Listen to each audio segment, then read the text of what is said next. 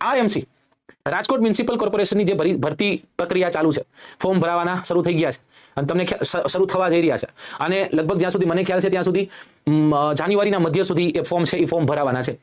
તો એ 128 જેટલી જગ્યાઓ આવી છે અને આ જગ્યાઓ ખાસ કરીને ઘણા લોકો છે ને રાજકોટમાં જ રહેતા હોય, રાજકોટમાં જ રહેવા માંગતા હોય, છતાંય સરકારી પરીક્ષાની તૈયારી કરી, સરકારી કોઈ જોબ છે લેવા માંગતા હોય, સિક્યોર કરવા માંગતા હોય, એવા વિદ્યાર્થીઓ માટે ગોલ્ડન ઓપોર્ચ્યુનિટી છે આ રાજકોટ મ્યુનિસિપલ કોર્પોરેશનની જે ક્લર્કની ભરતી છે. કે તો અમારે ત્યાં આવો, પણ એમ કહું છું તૈયારી કરીને પાસ થાજો. રાઈટ. હવે આના માટે વેબ સંકુલ શું કરી શકે? રાજકોટ હોય, રાજકોટ કોણ છે? ફોન લગાડો, ઝાલા સાહેબ છે, હું જ છું, બરાબર ને? એટલે રાજકોટ ખાતે આપણે જુનિયર ક્લાર્કની 128 ની જે સંખ્યા આવી છે એની આપણે સ્પેશિયલ બેચનું આયોજન કરવામાં આવેલું છે. રાઈટ. બેચની શુભ શરૂઆત જે છે એ થવા જઈ રહી છે. તારીખ લખવી ક્યાંક નોંધી લેજો. તારીખ છે 8મી જાન્યુઆરી 2024. બરાબર. મકર સંક્રાંતિ પહેલા આપણે પતંગ ચગાવી દેવાની થાય છે. સાહેબ મારે રજીસ્ટ્રેશન કરાવવું છે, મારે જોડાવવું છે 77 91 52 55. રાઈટ. અને 77 91 92 55. બરાબર ને? હા. કોણ ત્યાં સંચાલન કરે છે? હું સંચાલન કરું છું. બહુ મસ્ત રીતના આપણે આખી RMC ની બેચ છે, સરસ રીતના ભણવાના છે, ત્યાં સમજવાના છે. એટલે ત્યાં કદાચ તમારે આવું હોય તો આવજો.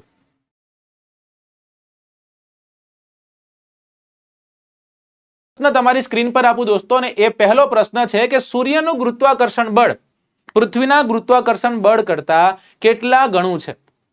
ઓપ્શન છે 27, 28, 13 કે પછી 15. રાઈટ. જીસીઆરટી ધોરણ 6 અને એ જીસીઆરટી ધોરણ 6 ના તે ચેપ્ટર્સમાં જે જગ્યા પર જીઓગ્રાફી છે એ જીઓગ્રાફીના ક્વેશ્ચન્સ છે.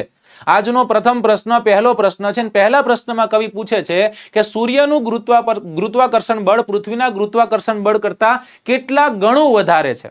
ABCD માં તમારે આન્સર કરવાનો છે. હું થોડોક સાઈડમાં વહી જાઉં એટલે પૂરેપૂરો ક્વેશ્ચન જે છે ક્વેશ્ચનને તમે જોઈ શકો.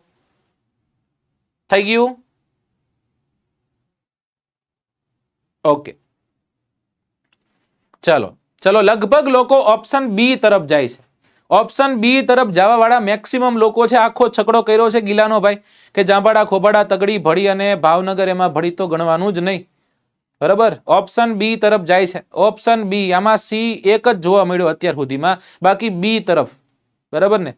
આવો પ્રશ્ન પૂછે તો બધા એક સાથે તલાટી થઈ જાય જો એક જ તે સીટ હોય ને તોય, કારણ કે બધાને હરખા માર્ક હોય તો બધાને લેવા પડે ભાઈ. બરાબર ને? ચલો ઓપ્શન બી જે છે તો આટલા બધા લોકો, હું પણ આજે એક્સપર્ટ એડવાઇસ છે તમારા બધાની એની સાથે જવા માંગુ છું. અને સાચો આન્સર શું દોસ્તો? સાચો આન્સર 28 જ છે. અને આપણા સૂર્યમંડળનો સૌથી મોટો સભ્ય કદાચ કોઈ પૂછે તોય કયો દોસ્તો? તો પણ સૂર્ય છે. મેં ગ્રહ નથી કીધું. જો ગ્રહ પૂછે તો તમે તરત કરી નાખવાના સાહેબ ગુરુ છે. રાઈટ. પણ મેં પ્રશ્ન પૂછ્યો અને પ્રશ્નમાં એવું કીધું કે આપણા આખા સૂર્યમંડળનો સૌથી મોટો સભ્ય કયો? તો એ સભ્ય પણ કયો રહેવાનો છે? સભ્ય પણ રહેવાનો છે સૂર્ય. તો ચાલો સૂર્યમંડળ વિશે થોડીક ડિટેલ આપણે જાણીએ, થોડુંક જાણવાનો પ્રયત્ન કરીએ દોસ્તો.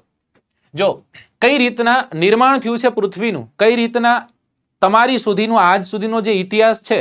હવે આપણે સિંધુ ઘાટી સભ્યતાથી અત્યાર સુધી પોગાડી દીધા. હવે મારે તમને આજથી 14 અબજ વર્ષ પહેલા લઈ જવાશે. કેટલા અબજ વર્ષ પહેલા? આજથી 14 અબજ વર્ષ પહેલા મારે તમને લઈ જવાના છે. અને 14 અબજ વર્ષ પહેલા શું થયું હશે એ તમને સમજાવવાનો પ્રયત્ન કરું છું. 14 અબજ વર્ષ પહેલા શું થયું હશે એ મારે તમને કહેવાનું છે. બરાબર ને દોસ્તો? અહીં કોઈ પણ જગ્યાએ સીસીટીવી કેમેરા નહોતા એટલે આપણને ખબર ન પડે કે આવું જ બન્યું હશે. પરંતુ વિજ્ઞાન કહે છે કે આવું કંઈક થયું હશે તો આપણે વિજ્ઞાનને માનીએ છીએ. કે 14 અબજ વર્ષ પહેલા શું થયું હતું? તો કે એક આણ્વિક વાદળ હતું. અને એ વાદળ જે છે એ વાદળનું નાનું ગુરુત્વાકર્ષણીય ભંગાણ જે છે એ ભંગાણ સર્જાય છે. અને એ ભંગાણ સર્જાતા ફોર એક્ઝામ્પલ આવી રીતના જબરદસ્ત જિંદાબાદ એક વાદળ છે. અલગ અલગ પ્રકારના એમાં ફોર્સ લાગે જેના કારણે એ સ્ટેબલ છે. પણ એ જ ફોર્સ જે છે એ ફોર્સમાં કંઈક અનિયમિતતા આવે છે અને એના કારણે વાદળનો બ્લાસ્ટ થાય છે. સમજાઈ ગયું? તૂટે છે. અને જે ભાગમાં એ ટુકડાઓ આગળ વધવાના છે એ આગળ વધતા જવાના છે.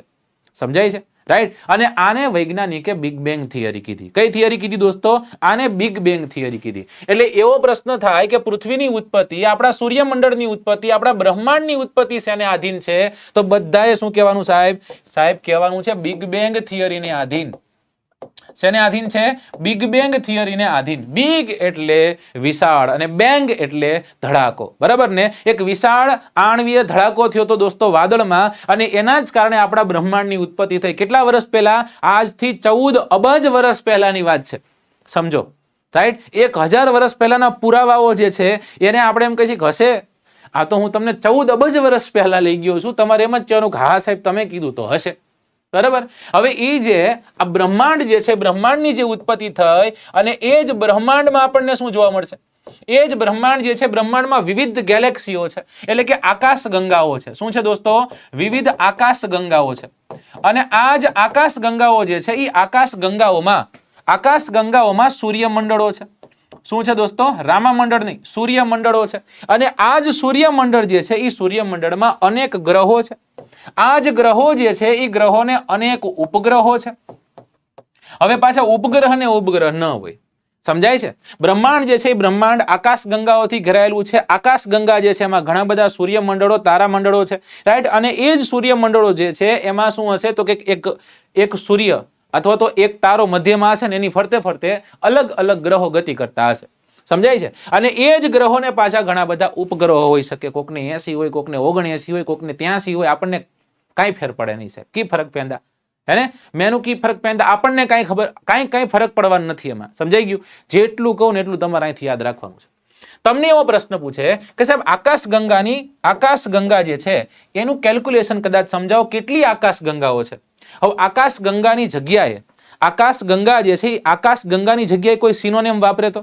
આકાશ ગંગા જે છે એના સમાનાર્થી તમે મને કહો તો? કોણ મને કહે છે?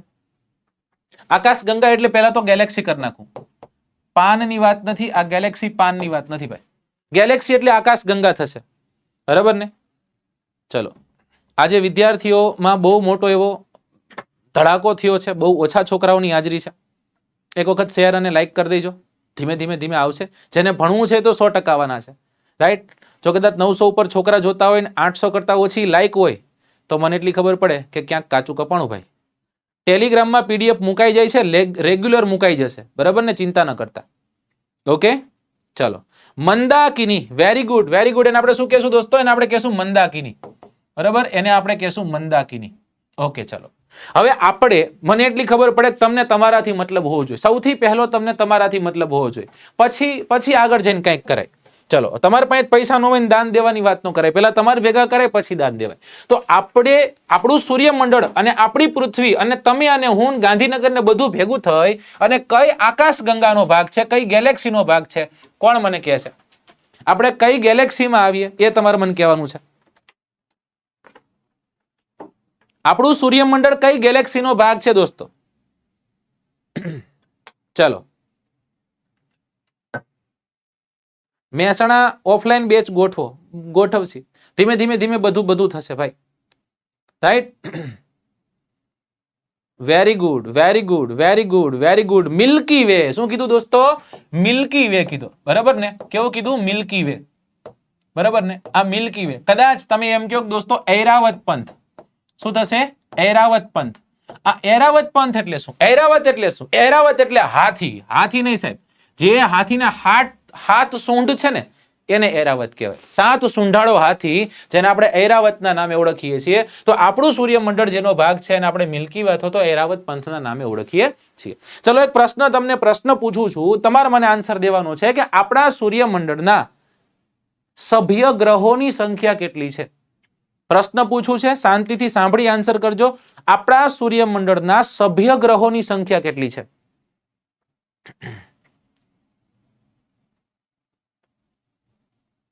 કારણ કે હાથી, અચ્છા,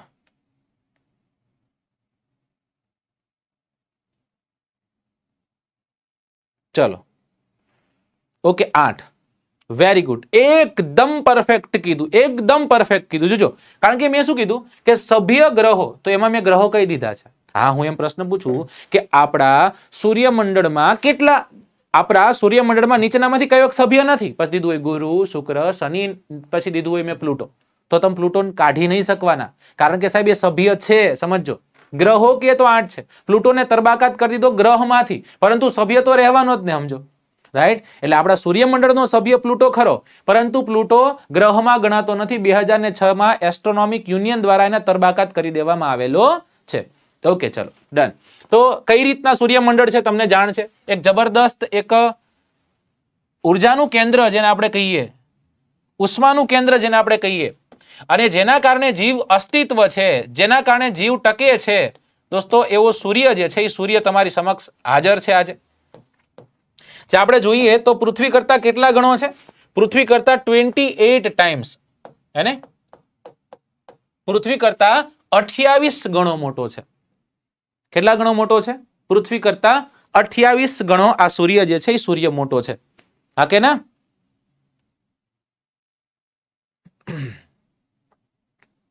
ચલો જલ્દી જલ્દી જલ્દી, ચલો તમારા પ્રશ્નો હું પછી લઉં, પહેલા એક્સપ્લેનેશન દઉં, કારણ કે આપણે ઘણા બધા પ્રશ્ન કરવાના છે. દોસ્તો સૂર્ય છે ને એ સૂર્ય અલગ અલગ 6 લેયરનો બનેલો છે. કેટલા લેયરનો બનેલો છે? 6 લેયરનો. એની સૌથી બહારનું જે આ આવરણ તમને જોવા મળે છે એનું નામ છે કોરોના. એનું નામ શું દોસ્તો? કોરોના છે, રાઈટ? એની પછી ક્રોમોસ્ફિયર આવે, એની પછી આઇનોસ્ફિયર આવશે, નીચે કોર આવશે, કોરની ઉપર આઇનોસ્ફિયર આવશે. સમજાઈ ગયું? એવા અલગ અલગ ટોટલ 6 લેયરો છે. આ 6 લેયરોનો બનેલો, જેનો સૌથી ઉપરનો ભાગ જે છે, સૌથી ઉપરનો ભાગ કોરોનાના નામે ઓળખાય છે. બરાબર ને? અહીંયા તમે પકડી લીધો મને કે સાહેબ ગુરુત્વાકર્ષણ પૂછે તો ગુરુત્વાકર્ષણ જે છે એ ગુરુત્વાકર્ષણ રહેવાનું છે. ગુરુત્વાકર્ષણ રહેવાનું છે 28 ગણું. પરંતુ એમ પૂછે કેટલા ગણો પૃથ્વી કરતા મોટો, તો 13 લાખ ગણો મોટો છે. કેટલો મોટો દોસ્તો? 13 લાખ ગણો. સાહેબ પ્રશ્ન પૂછાય કે સૂર્ય અને પૃથ્વી વચ્ચેનું અંતર કેટલું છે? કોણ મને કહે છે? સૂર્ય અને પૃથ્વી વચ્ચેનું અંતર કેટલું છે? એકદમ ધ્રુવભાઈ સાચા છો. પરમાર સચિન સાચી વાત છે, રાઈટ? તો જે લોચા કરવાના છે બધા લોચા હું અહીં કરવાનો છું તમારી સામે, રાઈટ? અને તમારી પાસે લોચા કરાવડાવીશ પણ. 13 લાખ ગણો મોટો, બરોબર છે, કમ્પ્લીટ છે. પ્રશ્ન પૂછ્યો કે સૂર્ય અને પૃથ્વી વચ્ચેનું અંતર કેટલું છે? Very good. કોકે કીધું? આશીષભાઈ કીધું 15 કરોડ કિલોમીટર. કેટલા કિલોમીટર છે? 15 કરોડ કિલોમીટર. સૂર્ય જે છે એ સૂર્ય પૃથ્વીથી 15 કરોડ કિલોમીટર દૂર છે. અને છતાં પણ સૂર્યના કિરણને સૂર્યથી નીકળીને પૃથ્વી સુધી પહોંચતા માત્ર ને માત્ર 8 મિનિટનો સમય લાગે છે. કેટલા મિનિટનો સમય લાગે? 8 મિનિટનો સમય લાગે છે. સમજાઈ ગયું? કદાચ તમને સેકન્ડમાં પૂછે તો 19 સેકન્ડ યાદ રાખજો. બરાબર? આટલી વારમાં, આટલી જ તે વારમાં સૂર્યનું કિરણ જે છે, સૂર્યનું કિરણ છૂટ્યું અને પૃથ્વી સુધી પહોંચી ગયું છે, રાઈટ?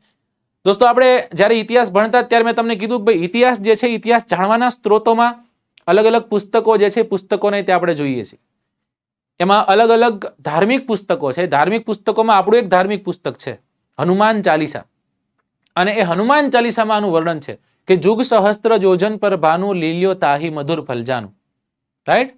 જુગ સહસ્ત્ર જોજન ફલભાનું એટલે કે જુગ ગુણ્યા સહસ્ત્ર ગુણ્યા જોજન.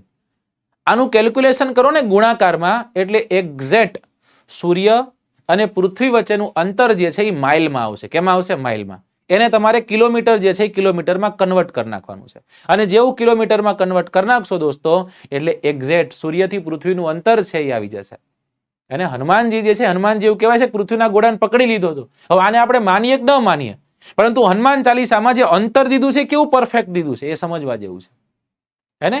કે બાલ સમય રવિ ભક્ષ લિયો તબ તીનહુ લોક ભયો અંધિયારો, ત્રાહસો તાસ ભયો જગ કો કભી સંકટ કાહુટ કો હાથ ન તારો, દેવના આન કરી વિનતી તબ છોડી દિયો રવિ કષ્ટ નિહારો, કો નહીં જાનત હે જગ મેં કપી સંકટ મોચન નામ તિહારો, કપી સંકટ મોચન નામ તિહારો. એ હનુમાન ચાલીસા જે છે એ હનુમાન ચાલીસામાંનું વર્ણન છે. કદાચ એવું પૂછી નાખે, રાઈટ? જુગ ગુણ્યા સહસ્ત્ર ગુણ્યા જોજન, આટલું આપણે યાદ રાખવાનું છે. ચલો, તો આ વાત કરી લીધી આપણે સૂર્યની. સૂર્યના લગભગ પોઈન્ટ્સને આપણે સમજી ગયા કે સાહેબ 28 ગણું એનું ગુરુત્વાકર્ષણ છે, 13 લાખ ગણો પૃથ્વી કરતા મોટો છે, 15 કરોડ કિલોમીટરની દૂરીએ છે, 8 મિનિટ જેટલો સમય સૂર્યના કિરણને પૃથ્વી સુધી પહોંચતા થાય છે.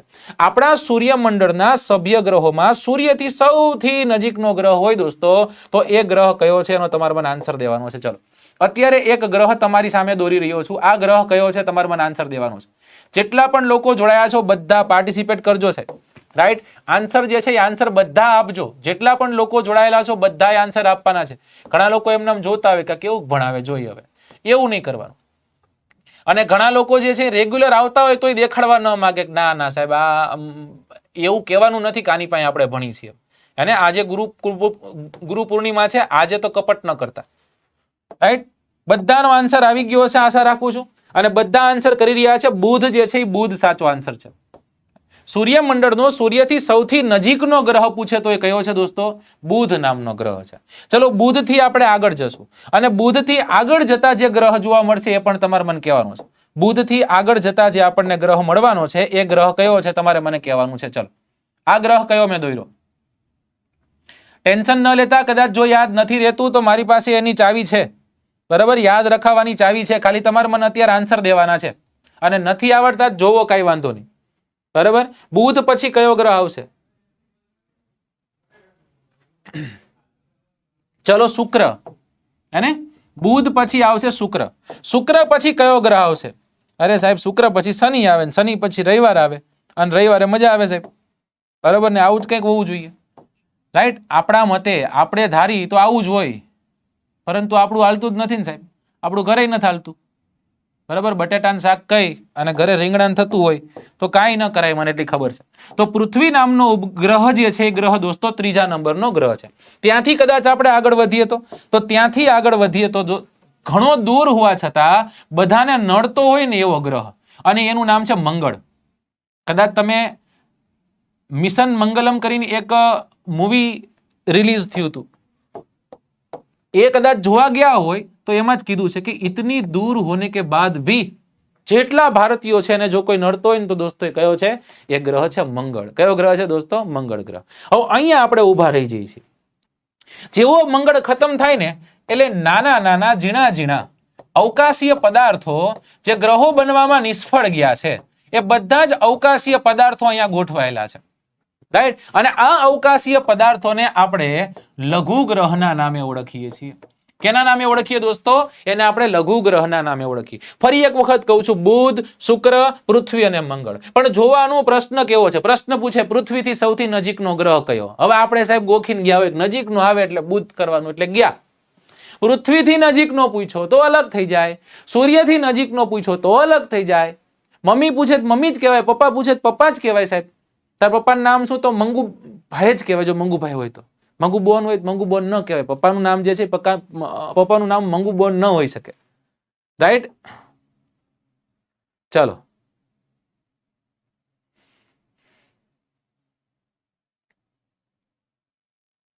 ચલો, માત્ર ને માત્ર ભણવામાં ધ્યાન દેજો. બીજા અસામાજિક તત્વો જે છે ને, અસામાજિક તત્વો આવશે, કારણ કે મનુષ્ય સામાજિક પ્રાણી છે ને, તો અસામાજિક લોકો અહીંયા તમને જોવા મળવાના જ છે. એટલે તમારે માત્ર ભણવામાં ધ્યાન દેવાનું. ચલો, જો મારા કોન્સેપ્ટ કદાચ મને કેમ સાહેબ કઈ રીતના સમજાય બુધ ગ્રહને, મને એટલી ખબર પડે કે સાહેબ સૌથી નજીકમાં છે. પ્રશ્ન નંબર 1, નજીકનો ગ્રહ કયો? તો બુધ, બધાને ખબર છે. અને નજીકનો હોવાથી કદાચ આને કોઈ ઉપગ્રહ હોય ને આવી રીતના ફરતો ફરતો ફરતો ફરતો ફરતો ફરતો જતો હોય તો આ સૂર્ય ખેંચીને જ જવાનો સાહેબ, ખેંચી જ જવાનો છે. જો પૃથ્વી કરતા 28 ગણું ગુરુત્વાકર્ષણ બળ હોય તો બુધ તો એકદમ નેનચીકરો ગ્રહ છે, એની બાજુમાં જ આવેલો છે. રાઈટ, એટલે એને ઉપગ્રહ કોઈ હશે સાહેબ? એને ઉપગ્રહ હશે નહીં. એની પછી શુક્ર આવ્યો સાહેબ, અને શુક્ર પણ આમ જોઈ તો સૂર્યથી તો નજીક જ છે, અને કદાચ એની પાસે ઉપગ્રહ છે, આમ ફરતો ફરતો ફરતો ફરતો જતો હશે ને સૂર્ય કહેશે અચ્છા, અને સૂર્ય પણ એને શુક્રનો ઉપગ્રહ છે એને ખેંચી લેશે દોસ્તો. ત્યાંથી આગળ જઈએ પૃથ્વી. દોસ્તો પૃથ્વી કયા ઝોનમાં આવેલી છે? તો યાદ રાખજો, પૃથ્વી ગોલ્ડીલોક ઝોનમાં આવેલી છે. કયા ઝોનમાં આવેલી છે? ગોલ્ડીલોક ઝોનમાં આવેલી છે. અને ગોલ્ડીલોક ઝોનમાં આવેલી હોવાના કારણે દિવસ અને રાત્રિના ટેમ્પરેચર જે છે એ ટેમ્પરેચરમાં એટલું મોટું વેરિએશન જોવા નથી મળતું કે રાત્રિનું તાપમાન -28 ગયું, દિવસનું તાપમાન +28 ગયું. આવું હોય સાહેબ આપણે કોઈ જીવી શકીએ નહીં. સમજાઈ ગયો? આવો પ્રશ્ન પૂછાઈ શકે કે પૃથ્વી કયા ઝોનમાં આવતા હે? તો કહેજો ગોલ્ડીલોક ઝોનમાં આવતા હે. ફરી એક વખત બુધ, શુક્ર, પૃથ્વી અને એની પછી મંગળ છે. રાઈટ, અને એની પછી મંગળ છે સાહેબ. તો મંગળ જે છે, મંગળને ઉપગ્રહ હોવાના એની પાછળનું કારણ છે કે પૃથ્વીને એક ઉપગ્રહ છે તો મંગળને એટલીસ્ટ એક ઉપગ્રહ હોવાનો. બરાબર, પણ એને 2 છે, એને 2 ઉપગ્રહો છે. અને આ વારંવાર 2014 સુધીમાં તો આ કલાપી હતો. કલાપી એટલે સાહેબ અહીંયાથી પ્રશ્ન હોય જ તે કે મંગળના ઉપગ્રહોના નામ જણાવો. એકનું નામ છે ડીમોઝ અને બીજાનું નામ છે ફોબોઝ. કયા કયા છે દોસ્તો? એકનું નામ છે ડીમોઝ અને બીજાનું નામ છે ફોબોઝ. ફોબોઝ. ઓકે, ડીમોઝ અને ફોબોઝ નામના ઉપગ્રહો કોને છે? મંગળને છે. બરાબર, પૃથ્વીને એક ઉપગ્રહ છે ને આ ઉપગ્રહનું નામ શું દોસ્તો? આ ઉપગ્રહનું નામ ચંદ્ર છે. શું છે દોસ્તો? ચંદ્ર છે. હવે કાલ સવારે એવો પ્રશ્ન પૂછે કે મંગળને કેટલા ચંદ્ર છે? એટલે બાંધવાનો જતા સીધા કે કોણ હતું, કોણે પેપર કાઢ્યું? અમારા મામા એક જ છે ભાઈ, એ પૃથ્વીના જ હોય, બીજા કોઈના નહીં. એવું નથી. ચંદ્ર, મૂન જે પણ કે દોસ્તો એને ઉપગ્રહ જ કહેશું. સમજાય છે? એમ પૂછે મંગળને કેટલા ઉપગ્રહો છે, કે મંગળને કેટલા મૂન છે, કે પછી મંગળ જે છે એ મંગળને કેટલા ચંદ્ર છે, તો આન્સર તમારો 2 જ રહેવો જોઈએ, એમાં કાંઈ નવું કરવાનું થતું નથી દોસ્તો. રાઈટ. ગ્રહો વચ્ચેનું અંતર માપવા માટેનો એકમ LRD નો ક્વેશ્ચન છે, સીધું ન્યા જઈને પૂછી લ્યો પૂર્વિલભાઈ, બરાબર ને પૂર્વિલભાઈ, ન્યા પૂછી લ્યો. કારણ કે જો તમને બહુ તમે આમાં PhD કરી લીધી છે કે સાહેબ આ તો આવે પ્રકાશ વર્ષ આવે 9.46 ગુણ્યા 10 - 12 જેટલો જવાબ આવે, અમને કિલોમીટર સાથે ખબર છે, પણ આમાં કિલોમીટર ને માઇલ ને એમાં કન્ફ્યુઝન્સ છે બધાને, તો એમાં અમે શું કરી શકીએ કયો? અમે અમારી રીતના જે પણ આન્સર આવતા હતા એ આન્સર આપી દીધા છે, અમે લડી લીધું છે, અમે બાંધી લીધું છે. હવે તમારે તમારી રીતના જોવાનો છે કે એમાં તમારે શું કરવું, સમજાય છે કે નહીં? રાઈટ. ઓકે, એટલે એવામાં નહીં પડવાનું, આપણે ધ્યાન દેવાનું જે બીજું મળે છે ને એમાં, કેમ કે તમારી ચાવી છે ને એક જ જગ્યાએ અટકેલી પડી છે, એવું ન કરો દોસ્ત.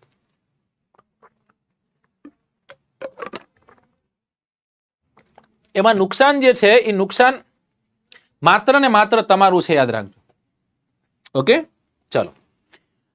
તો બુધ પછી શુક્ર પછી પૃથ્વી પછી મંગળ પછી મોટા ગ્રહો આવવાના છે, પણ હવે એ મોટા ગ્રહો અહીંયા સમાવાના નથી, એટલે એ ગ્રહોને આપણે નાના બનાવી દઈએ કોઈને વાંધો ખરો? રાઈટ, કોઈને વાંધો હોવો જોઈએ નહીં. અને એમાંનો એક ગ્રહ છે જેનું નામ છે ગુરુ. હકીકતમાં સૌથી મોટો ગ્રહ છે આ. એની પછી એક ગ્રહ આવશે જેનું નામ છે શનિ. કયો ગ્રહ છે? શનિ. એની પછી એક ગ્રહ આવશે જેનું નામ છે યુરેનસ, અને એની પછી એક ગ્રહ આવશે જેનું નામ છે નેપચ્યુન. નામ જોઈએ બે હરખા જ છે, બરાબર? તો આ બીજા 4 ગ્રહો જે છે, 4 ગ્રહો તમારી સામે મેં મૂક્યા છે, અને 4 ના નામ કહી દઉં. આનું નામ શું છે? ગુરુ. આમ તો સાહેબ ગુરુ કેવો હોય? ગુરુ મોટો જ હોય. એને લઘુ ગુરુ, ગુરુમાં તે ગુરુ જે છે, ગુરુ એટલે શું? દીર્ઘ. ગુરુ એટલે મોટો થાય. અને આજે તો ગુરુ પૂર્ણિમા છે. આપણા સૂર્યમંડળનો સૌથી મોટો ગ્રહ પૂછે કયો કરવાનો છે? ગુરુ. એની પછી બીજા નંબરે કે તો કયો કરવાનો છે? શનિ. એની પછી ત્રીજા નંબરે કે તો કયો કરવાનો છે? યુરેનસ. એની પછી ચોથા નંબરે કે તો કયો કરવાનો છે? નેપચ્યુન. અરે સાહેબ મજા આવી ગઈ, કારણ કે આ તો બધા ક્રમમાં સૂર્યમંડળનો સૌથી મોટો ગ્રહ કયો તો કે ગુરુ, બીજા નંબરે તો કે શનિ, ત્રીજા નંબરે તો કે યુરેનસ, ચોથા નંબરે તો કે નેપચ્યુન. હવે છોકરાઓ હલવાય ક્યાં? હવે છોકરાઓ હલવાય અહીંયા કે સાહેબ તો 5મા નંબરનો ગ્રહ કયો? હવે આમાં એક ટ્રીક છે, અને એ ટ્રીક છે ઢોઈંગ. શું છે? ઢોઈંગ. તમારે પૃથ્વી ઉપર રહેવાનું છે ને તમારે ઢોઈંગ કરવાનું. ફોર એક્ઝામ્પલ, તમે અહીંયા ઢોઈંગ કર્યું, તો ઢોઈંગ કરો તમે ગુરુ ઉપર પડવાના છે, એટલે એ ચાલે નહીં. તો શું ઢોઈંગ ચાલશે? તો ઢોઈંગ અહીંયા ચાલશે. ઢોઈંગ અને ઢોઈંગ. સમજાઈ ગયું? આ ઢોઈંગ એટલે શું છે? જો ગુરુ, શનિ, યુરેનસ, નેપચ્યુન, પછી પૃથ્વી, પછી શુક્ર, પછી મંગળ અને પછી બુધ. સમજાઈ ગયું કે નહીં? તો આ ઢોઈંગ યાદ રાખવાનું છે. સમજાઈ ગયું? ટોઈંગ યાદ રાખવું હોય તોય વાંધો નહીં, ઢોઈંગ યાદ રાખવું હોય તોય વાંધો નહીં. સમજાઈ ગયું? તમને ઠીક લાગે એ સાઉન્ડ ને લઈ લેવાનું છે. આહું લઈ લ્યો ને તોય વાંધો નહીં. રાઈટ? પ્લુટો નહીં આવે. પ્લુટો જે છે 2006 માં કાઢ નાખ્યો આપણે, કારણ કે બીજાની કક્ષાને છેદતો એટલા માટે. સમજાઈ ગયું? કક્ષા એટલે ખબર છે ને? હમણાં તમને સમજાઈશ, બધું સમજાઈશ, ચિંતા કરતા નહીં. ઓકે, હવે આમાંથી ક્લાસ 3 માં કેવા પ્રશ્ન પૂછાય છે? વર્ગ 3 માં કોમન પ્રશ્ન હોય સાહેબ કે આ કોમન છે, આ પૂછાય જ છે, એવા પ્રશ્ન કયા? તો સૌથી પહેલો પ્રશ્ન નીકળે, સૂર્યમંડળનો સૌથી નાનો ગ્રહ કયો? કે સાહેબ બુધ છે ભાઈ. સાહેબ આ બુધ જે છે, બુધ કેવા કલરનો છે? તો બુધ સોનેરી કલરનો ગ્રહ છે. કેવો છે દોસ્તો? આ સોનેરી કલરનો ગ્રહ છે. યાદ રાખજો, શુક્ર સોનેરી નથી. શુક્ર ચંદ્ર જેવો છે, ચંદ્રનું માં, મતલબ કે ચંદ્ર જેવો છે, અને સુંદર છે. અને એટલા જ માટે દોસ્તો આને શું કહેવાય છે? સૌંદર્યતાની દેવી. શું કહેવાય છે? સૌંદર્યતાની દેવી. બરાબર? પ્રશ્ન પૂછે સૌંદર્યતાની દેવી એટલે કઈ? તો કે સૌંદર્યતાની દેવી એટલે શુક્ર. બરાબર? પૃથ્વી, તો પૃથ્વીને કહેવાય છે નીલ ગ્રહ. શું કહેવાય છે? નીલ ગ્રહ કહેવાય છે. એકમાત્ર ગ્રહ કે જેના પર પાણી પ્રવાહી સ્વરૂપે છે. બંધ ન કરી દેતા સાહેબ હું વયો જઉં છું, આ સાહેબ ખોટું ભણાવે. પાણી પ્રવાહી સ્વરૂપે જ હોય. બરાબર ને? અમે ભણીએ છીએ, અમે પાણી પીવીએ છીએ, પ્રવાહી જ હોય ના. પાણી જે છે એ પાણી તમે બરફ બનાવીને બરફના ક્યુબ્સ રાખો ને દોસ્તો, એને પાણી જ કહેવાય. એ જ બરફમાંથી લિક્વિડ પાણી કરીને પાણીને પછી વરાળ સ્વરૂપે ફેરવી નાખો ને તો એને પાણી જ કહેવાય. H2O જ હોય, હાઇડ્રોજનના 2 અણુ, ઓક્સિજનનો 1 જ અણુ હોય. સમજાઈ ગયું? તો આટલા બધા ગ્રહો છે, એમાં એકમાત્ર ગ્રહ કે જે જગ્યા પર પાણી પ્રવાહી સ્વરૂપે છે ને એટલા જ માટે પ્રાણી ટકી શકે છે અહીંયા. સમજાય છે? ચલો ત્યાંથી આપણે આગળ જઈએ. મંગળ. સાહેબ મંગળના કોઈ ક્વેશ્ચન નીકળે? હા, મંગળ જે છે એ મંગળમાંથી પ્રશ્ન સૌથી પહેલો લાલ રંગનો ગ્રહ કયો? આવો પ્રશ્ન પૂછાય છે. શું કહેવાય છે? લાલ રંગનો ગ્રહ. અને પ્રશ્ન પૂછાય યુદ્ધનો દેવતા એટલે કયો? બહુ ઓછા છોકરાઓની હાજરી છે. લાઈક કરો અને શેર કરો. સ્ક્રીનશોટ લેવા દઈશ છેલ્લે, બધું થશે, ચિંતા ન કરો. રાઈટ? અહીંયા જો તમારી પહેલી સ્લાઇડ હતી ને એ અહીંયા જ છે, એટલે અહીંયા આવી રીતના આજે આ બોર્ડમાં તમને સમજાઈ રહ્યો છું. જેટલું છે ને બધું આવીને રહેવાનું, ક્યાંય જવાનું નથી. ઓકે, ચલો, વેરી ગુડ. બુધ અને શુક્ર વાળો ક્વેશ્ચન અહીં છે કે સાહેબ બુધ ને એકેય ઉપગ્રહ નથી, શુક્ર ની એકેય ઉપગ્રહ નથી. રાઈટ? આ પ્રશ્ન પણ છે. અને જો કદાચ તમે સૌથી વધુ ઉપગ્રહ વાળી વાત કરવા જાવ તો ગુરુને સૌથી વધુ ઉપગ્રહ છે. શનિ છે, શનિ સેકન્ડ નંબર પર છે. જો આ તમારી જીસીઆરટી, આ તમારી એનસીઆરટી કે છે. તમારી જીસીઆરટી અંતર્ગત એવું કહેવામાં આવ્યું છે ગુરુને સૌથી વધુ ઉપગ્રહ છે અને શનિને એની પછી બીજા નંબરના સૌથી વધુ ઉપગ્રહ છે. પરંતુ જો તમે કરંટ ડેટા જુઓ તો કરંટ ડેટામાં શનિને સૌથી વધુ ઉપગ્રહો છે. દોસ્તો, રેગ્યુલર ઉપગ્રહોની શોધ ક્યાંક ને ક્યાંક થતી હોય છે. એટલે આ તમે કદાચ ચોપડીમાં વાંચો, પુસ્તકમાં વાંચો ને તો પુસ્તકમાં ચોખ્ખું તમારે જીસીઆરટી લખેલું છે કે વૈજ્ઞાનિકોના મત અનુસાર, વૈજ્ઞાનિકોના મતાંતરો છે. સમજાય છે? પણ છતાંય તમારી જીસીઆરટીમાં લખવામાં આવેલું છે કે ગુરુને સૌથી વધુ ઉપગ્રહ છે. ડન? રાઈટ? શનિને બીજા નંબરે સૌથી વધુ ઉપગ્રહ છે. 79 ઉપગ્રહો આપેલા છે. શિયાળ સાચી વાત છે. કેટલા આપેલા છે? તમારી જીસીઆરટી શું કહે છે? 79 જેટલા ઉપગ્રહો ગુરુને આપેલા છે. ફરી એક વખત કહું છું, ડેટા પ્રમાણે સૌથી વધુ શનિને છે અત્યારે. સમજાય છે? પણ છતાં પણ જો એનસીઆરટી ને જીસીઆરટી મને માન્ય રાખીને જો કદાચ જવાબ દેશે તો જવાબ આવે. મને એટલી ખબર પડે, હડકતું પકડાય જ નહીં, આવા પ્રશ્ન કઢાય જ નહીં. કોર્ટમાં પહોંચે ને કોર્ટ આપણને કંઈક કે એવું કરાય જ શું કામ? સમજાય છે ને? એટલે પ્રશ્ન એવા કઢાય જ નહીં કે જે આપણે હેરાન થઈ. એને અડવાનું જ નથી થતું, આ પ્રશ્ન જ નથી કરો. આ બાકી આટલું બધું છે, ગમે જ પૂછો. હવે આમાંથી એક પ્રશ્ન કોમનલી નીકળે છે કે સાહેબ કયો ગ્રહ જે છે એ ગ્રહ સૌથી સુંદર, આખા સૂર્યમંડળનો સૌથી સુંદર ગ્રહ છે? તો સૂર્યમંડળનો સૌથી સુંદર ગ્રહ કયો? સૂર્યમંડળનો સૌથી સુંદર ગ્રહ પૂછે તો એ ગ્રહ છે શનિ. જો સૌથી સુંદર શનિ, સૌંદર્યતાની દેવી શુક્ર. સૌથી સુંદર શનિ છે. શું કામ સૌથી સુંદર છે સાહેબ? તો કે આની ઉપર છે ને આવી રીતના અલગ અલગ 3 વલયો છે. અલગ અલગ 3 વલયો છે. અને આ 3 વલયો કેવા લાગે ખબર? જેવી રીતના ઓલી પાઘડી પહેરી હોય ને એવી મોટી જબરી પાઘડી ન પહેરીને આવે, ભભાયેલા આવતા હોય, પણ એની પાઘડી જે છે ને પાઘડીના કારણે ઈ રૂડા લાગતા હોય. તો આને પાઘડિયો ગ્રહ પણ કહેવાય છે. શું કહેવાય છે દોસ્તો? આને પાઘડિયો ગ્રહ પણ કહેવાય છે. ઓકે, આવો પ્રશ્ન પૂછાય કે પાઘડિયો ગ્રહ એટલે કયો? તો આપણે વિચારીએ સાહેબ આ પાઘડિયો ગ્રહ એટલે શું? પાઘડીની તો વાત અહીંયા નહીં થતી હોય, કાંઈક વિજ્ઞાનની ભાષામાં કંઈક અલગ હશે. પાઘડિયો ગ્રહ એટલે બીજું કાંઈ નહીં, જે ગ્રહને વલયો છે ને વલયોના કારણે પાઘડી જેવું લાગતું હોય. રાઈટ? અને પાઘડી હોય તો કેવી હોય જોઈએ સાહેબ? આકાશ જે છે ને એ આકાશની પાઘડી હોય જોઈએ. અને એટલા જ માટે કવિ કાગ બાપુ શું લખે છે? એ બોલ્યા બોલ્યા મધરા તું ના મોર, બોલ્યા બોલ્યા મધરા તું ના મોર. બાપે જાજે લીધા છે કૈવર રાજાના વધામણા રે લોલ. બપૈયા જે લીધા છે કૈવર રાજાના વધામણા રે લોલ. આભની અટાડી રે વરરાજાની પાઘડી રે લોલ. આભ જે છે ને એ આભના આટા માર્યા હોય ને એવો રૂડો વરરાજો લાગે, હે ને? અને એ દિવસ તો એનો હોય. અણવરવર બિચારાને હેરાન કરી નાખે, 3 વખત બૂટ પહેરાવે, મારો અનકોટથી સાફ કરી નાખે, અનકોટથી સાફ કરી નાખે, કાંઈક કરાવે બિચારા પાસે કાંઈ. તો એ પાઘડિયો ગ્રહ પ્રશ્ન પૂછે તો તમારે શું કહેવાનું છે? તો શનિ કહેવાનો છે. ત્યાંથી આગળ આવે દોસ્તો યુરેનસ અને નેપચ્યુન. બરાબર? અરુણ અને વરુણ. શું નામ છે? અરુણ અને વરુણ. પાપા કી પતલુંગ દો બિલાંગ છોટી કર દો, એવી રીતના અરુણ અને વરુણ એટલે કે નેપચ્યુન અને યુરેનસ. યુરેનસ નામનો ઉપગ્રહ, આમાંથી કેવા પ્રશ્ન પૂછી શકે? પ્રશ્ન એવા નીકળી શકે કે આ ગ્રહો, આ બંને ગ્રહોને જો કદાચ તમારે જોવા છે દોસ્તો તો તમે ટેલિસ્કોપની મદદથી જોઈ શકશો. કેની મદદથી જોઈ શકશો? ટેલિસ્કોપની મદદથી જોઈ શકશો. સમજાઈ ગયું? ગમે એવા હારા નંબરના ચશ્મા પહેર્યા હશે તોય તમને યુરેનસ નહીં દેખાય, નેપચ્યુન નહીં દેખાય. આ નરી આંખે નથી દેખાતા, યાદ રાખજો. નરી આંખે આ બંને, આ બેમાંથી એકય દેખાતા નથી. ટેલિસ્કોપની મદદથી જ તે આ જોઈ શકાય છે. અને ઈસવીસન 1781 ની સાલમાં વિલિયમ હર્સલ નામના વૈજ્ઞાનિકે, કોને? વિલિયમ હર્સલ નામના વૈજ્ઞાનિકે આ ગ્રહની શોધ કરી હતી. ટેલિસ્કોપની મદદથી આ ગ્રહની શોધ થઈ. પછી નેપચ્યુનની થઈ, પછી શનિ, છેલ્લો ગ્રહ જે છે પ્લુટો, એ પ્લુટો ગ્રહની શોધ થઈ. બાકી આ 1, આ 2, આ 3, આ 4 અને 5 આ નરી આંખે દેખાય છે. ને એટલા જ માટે પ્રશ્ન પૂછાય કે નરી આંખે દેખાતા ગ્રહોની સંખ્યા કેટલી? તો દોસ્તો યાદ રાખજો 5 ગ્રહો છે. ઘણી જગ્યાએ ઘણા પુસ્તકોમાં એવું લખેલું છે કે 6 ગ્રહો, ઉપગ્રહો બોલાઈ જાય છે, 6 ગ્રહો, રાઈટ? એ 6 ગ્રહોમાં પૃથ્વીને ગણી છે. હવે પૃથ્વી નરી આંખે નથી દેખાતી ને ભાઈ. હા, તમે ક્યાંક વચ્ચે ક્યાંક બેઠા હોય અને ખુરશી બુરશી પાથરીને આમ અવકાશમાં, તો તમે કદાચ લાઈનમાં જોઈ શકો. હવે પૃથ્વી ઉપર બેઠા બેઠા પૃથ્વી તો દેખાતી નથી. તો બુધ, શુક્ર, મંગળ, ગુરુ અને શનિ દેખાય.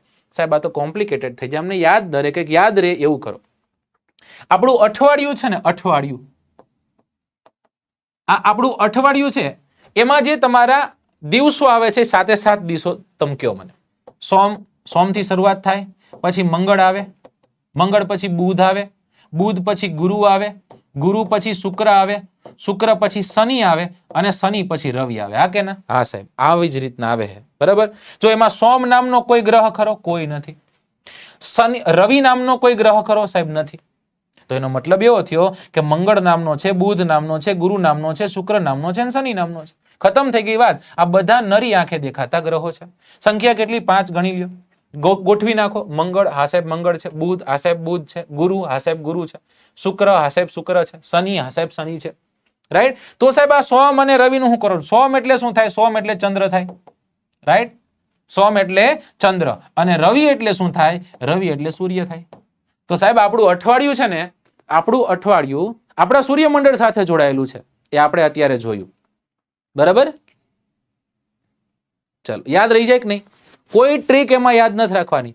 સોમ થી લઈ અને આપણે ક્યાં સુધી વહી જવાનું છે? રાજ પટેલ 6 કે છે. 6 નહીં બેટા, આન્સર આવશે 5. 5 ને જ જોઈ શકીએ આપણે.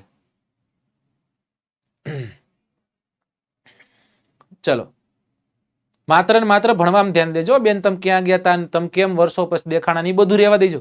માત્ર ભણવામાં ધ્યાન દેજો સાહેબ. હા હા, જીજે ગાલે નામના વૈજ્ઞાનિક, જ્હોન ગાલે. બરાબર? ચલો, ચંદ્ર સૂર્યમંડળનો સભ્ય કહેવાનો. નાનકડી એવી કણી આયલી જતી હોય ને આમ, તો એને સૂર્યમંડળનો સભ્ય તો કહેવાય સાહેબ. ચલો, ઓકે, આમાં કઈ વાંધો ખરો? હવે સાહેબ ઘણા શું કે ખબર સાહેબ, આ ક્રમ યાદ નથી રહેતા, અમને ક્રમમાં પૂછી નાખે. એ આપણે કહી દઈએ. અત્યારે સાહેબ કોનો દબદબો છે? નરેન્દ્ર દામોદર મોદીનો. હે ને? આપણા પીએમ છે નરેન્દ્ર દામોદર મોદી, એટલે આપણા પીએમ. સમજાઈ ગયું ને? અને ઈ ઢાળો જણ જે છે સાહેબ, દુનિયામાં ડંકો છે એનો. અને અત્યારે તમને ખ્યાલ છે કે યુએનમાં કોઈ ભારત વિરોધી વાત થઈ હોય તો આપણે એનો એકદમ નિડરતાથી જવાબ આપીએ છીએ. એક સમય હતો કે આપણે નો જવાબ દેતા. આજે આપણે નિડરતાથી જવાબ દઈએ છીએ. ભાઈ યુરોપિયન યુનિયન કંઈક આપણને દબાવવાનો પ્રયત્ન કરે તો આપણે કહીએ ભેલા રહેવા દો, તમે તમારામાં ધ્યાન દો, 5 વસ્તુ બતાવું તમારી. એમ આજે એસ જયશંકર સાહેબ છે ને બધું ખુલ્લું મૂકે છે કે ભેલા રહેવા દે, આજો આ કર પેલા તું. રાઈટ? અને એ યુએન જે છે એ યુએનમાં માથાકૂટ થઈ હોય અને યુએન વાળાએ ભારતને કાંઈ કીધું અને સાહેબ મોદીભાઈનો બાટલો ફાટ્યો. મોદી સાહેબ જે છે, મોદી સાહેબનો મગજ જે છે, મગજ છટકે છે. મોદી સાહેબ કે રહ્યો હું તમને જોઈ લઉં. હે ને? આપણે યાદ રાખવાનું, બસ હવે તું જો, બસ પીએમ ગુસ્સે થવાના હવે. અને પીએમ ગુસ્સે થવાના કોની ઉપર? તો કે યુએન ઉપર. જો તું થોડીક જ વારમાં પીએમ જે છે એ ગુસ્સે થવાના છે. અને આ પીએમ જે છે, પીએમ સીધા ક્યાં પહોંચવાના છે? સીધા યુએન સુધી પહોંચવાના છે. રાઈટ? આપણે શું કહેવાનું? બસ પીએમ ગુસ્સે થશે. કોની ઉપર? યુએન ઉપર. બસ પીએમ ગુસ્સે થશે. બ એટલે બુધ, શુક્ર, પૃથ્વી, મંગળ, ગુરુ, શનિ, યુરેનસ અને નેપચ્યુન. હવે તમે ભાયરું માયલું શિક્ષણ લીધું હોય અને અહીંયા શુક્રની જગ્યાએ શનિ કરી આવો અને શનિની જગ્યાએ શુક્ર કરી આવો તો સાહેબ તમારા નસીબ પછી. રાઈટ? ઓકે? હા, બાકી આપણે શું યાદ રાખવાનું છે? જો આ મનીષભાઈ છે કે બુસુપુ મંગુ સચ નેપલું. હવે એવું ક્યાં યાદ રાખવાનું છે? હે ને? બુસુપુ મંગુ સચ નેપલું. આ યાદ રહી છે. પછી આને યાદ રાખવા માટે એક ટ્રીક લાગવી પડશે. શું યાદ રાખ્યું? તો કે બુસુપુ. બરાબર ને? હવે કાંઈ નથી કહેવાનું, બસ પીએમ ગુસ્સે થશે યુએન ઉપર, પૂરું થઈ ગયું. આ ભૂલાય ને, ઓલું બુસુપુ તો ભૂલી જવાય, ઓલો દાઢાડો થામે આવે સીધો. હવે બુસુપુ નામનું કઈ છે નહીં એટલા માટે, રાઈટ? એટલે બુસુપુન કાઢો મગજમાંથી અને નાખી દો મગજમાં, બસ પીએમ ગુસ્સે થશે યુએન ઉપર. કોની ઉપર ગુસ્સે થશે? યુએન ઉપર ગુસ્સે થશે. ઓકે, કાંઈ વાંધો કોઈને? કોઈને વાંધો નથી ને? ચલો આપણે આગળ જઈએ ભાઈ. એક જ ક્વેશ્ચન થયો છે, ક્વેશ્ચન ઘણા કરવાના છે. નેક્સ્ટ ક્વેશ્ચન તરફ જઈએ દોસ્તો. કયા ગ્રહની આસપાસ વાયુઓ, એના વાદળો ના ઘટ આવરણો આવેલા છે? રાઈટ? વાયુઓના વાદળો જે છે એ વાયુ અને વાદળો જે છે એના ઘટ આવરણો આવેલા છે. ચલો આન્સર કરો. બુધ છે, શનિ છે, શુક્ર છે કે યુરેનસ છે? 6ઠ્ઠા ધોરણના પાઠ્ય પુસ્તકની જ વાત છે, બીજું કાંઈ નથી. એક્સપ્લેનેશન પીડીએફ માં રાખજો. જો પીડીએફ માં રાખી તો લખી શકાય એવું જરૂરી નથી. એક્સપ્લેનેશન આમાં રાખું ને તો લખી શકાય સાથે સાથે. સમજો, પીડીએફ માં તો કેવું થઈ ગયું છે, અમે ડાઉનલોડ કરી લઈશું પછી જોઈ લેશું, એમ નહીં. તાત્કાલિક ખોપડીમાં ચોપડીમાં બેયમાં તાત્કાલિક ચડે એવું કરો.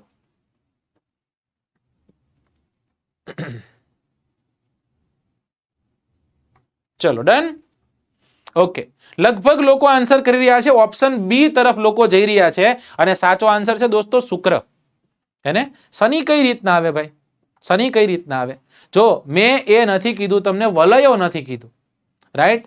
કયા ગ્રહની આસપાસ વાયુ અને વાદળોના ઘટ આવરણો આવેલા છે? જો તમે શુક્રને વાંચશો, શુક્ર ગ્રહમાં લખેલું છે, એક વખત વાંચજો, સમય કાઢજો, એને જોજો. બરાબર? એને દીધેલું છે બચારાએ, ચોખ્ખું કીધું છે કે ભાઈ મારું છે અને મારું છે એ મને જ કયો, બીજા કોઈને કયો નહીં. ઓકે, જો ફરી એક વખત કહું છું, શનિ જે છે એ શનિને વલયો છે. મેં વલયોનો પ્રશ્ન જ નથી પૂછ્યો. સાચો આન્સર શું આવશે? સાચો આન્સર આવશે શુક્ર. રાઈટ? ચલો ઓકે, પ્રશ્ન પૂછું. કયો ગ્રહ એવો છે જે સૂર્યાસ્ત પછી અને સૂર્યોદય પહેલા દેખાય છે? ચલો આનો આન્સર કરો.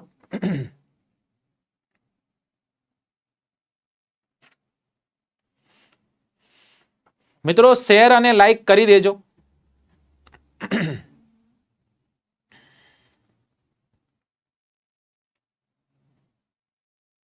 ઓપ્શન સી તરફ જાય છે મેક્સિમમ લોકો, રાઈટ? અને સાચા છો તમે ત્યાં, સાચા છો તમે ત્યાં. જો ઘણી જગ્યાએ ઘણી ભૂલ હોય તેને સુધાર નાખવાની. ઘણી જગ્યાએ બુધ લખેલું છે પણ શુક્ર જ આવશે. શું આવશે દોસ્તો? સાચો આન્સર જે છે સાચો આન્સર શુક્ર આવવાનો છે. તમારી એ જ જીસીઆરટી જેમાં તમે ભણો છો, એ જ જીસીઆરટી ધોરણ 6 ની તે પુસ્તકમાં એક ભૂલ છે.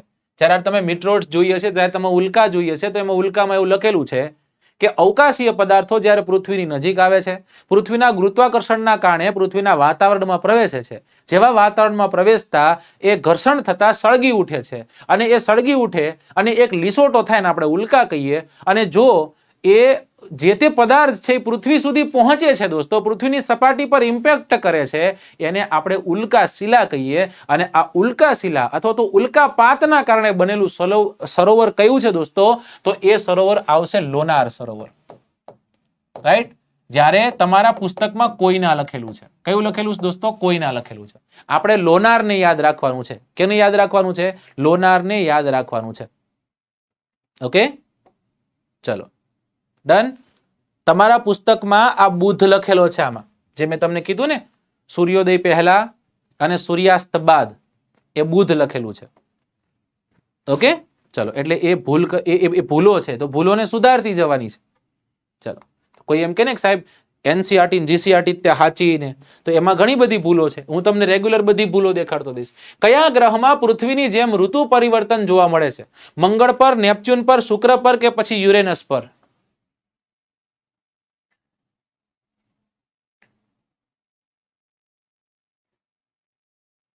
ચલો, યસ, ગુરુ પૂર્ણિમાની તમામ વિદ્યાર્થીઓને હાર્દિક શુભકામનાઓ. તમારા બધાનો પ્રેમ જે છે ને હું સ્વીકારું છું.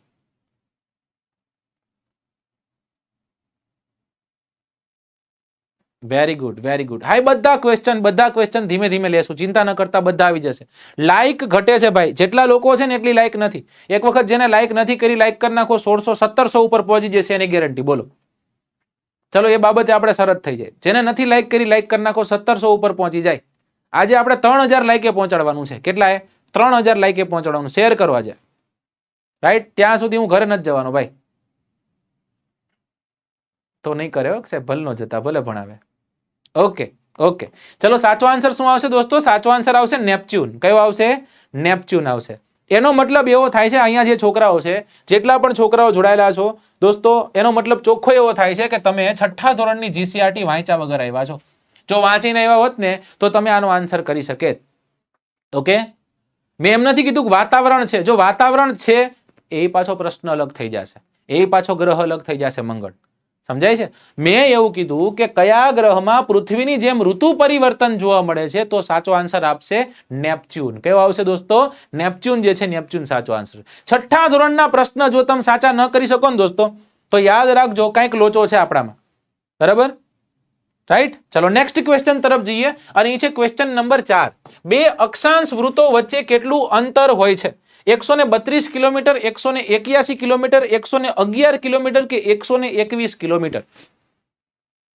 થોડા ક્વેશ્ચન જોઈ લઈએ, પછી એનું એક્સપ્લેનેશન જોશું આપણે.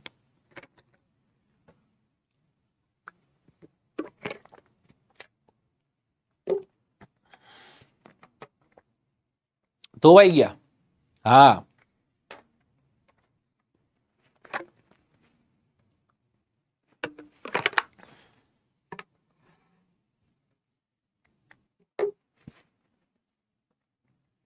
ચલો ઓકે ઓકે. લગભગ લોકો સાચો આન્સર કરે છે ને સાહેબ. આ એવો ક્વેશ્ચન છે જે પૂછાવાનું નથી, કારણ કે આટલું ઈઝી ન પૂછાઈ શકે, પણ છતાં પણ ઘણા લોકો તૈયારી જે છે, તૈયારીની શરૂઆત કરી અને કોઈ ક્વેશ્ચન ના આવડે એના કરતા એકાદ બે આવડે તો એમને ત્યાં આનંદ આવે કે ના સાહેબ કંઈક અમને આવડ્યું. રાઈટ? ક્વેશ્ચન અઘરા થતા જશે ધીમે ધીમે. સાચો આન્સર 111 કિલોમીટર. એક્સપ્લેનેશન જોઈએ છીએ આપણે. પેલા 2-5 ક્વેશ્ચન જોઈ લઈએ. પૃથ્વીના ઉત્તર ભાગમાં ક્યારે લાંબામાં લાંબી રાત હોય છે? 21મી જૂન, 21મી માર્ચ, 23મી સપ્ટેમ્બર કે 22મી ડિસેમ્બર? ફરી એક વખત કહું છું, પૃથ્વીના ઉત્તર ભાગમાં પ્રશ્ન પૂછ્યો છે, લાંબામાં લાંબી રાત ક્યારે હોય છે? પૃથ્વીના ઉત્તર ભાગમાં લાંબામાં લાંબી રાત ક્યારે હોય છે? એવો પ્રશ્ન છે.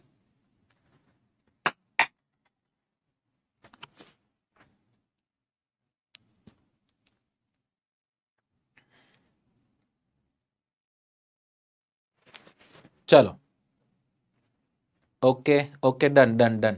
લગભગ લોકો ઓપ્શન એ, ઓપ્શન સી માં જાય છે, ઓપ્શન ડી માં જાય છે, પણ ડી માં જતા હોય એવા મેક્સિમમ, ડી અને સી માં જતા હોય એવા મેક્સિમમ છે.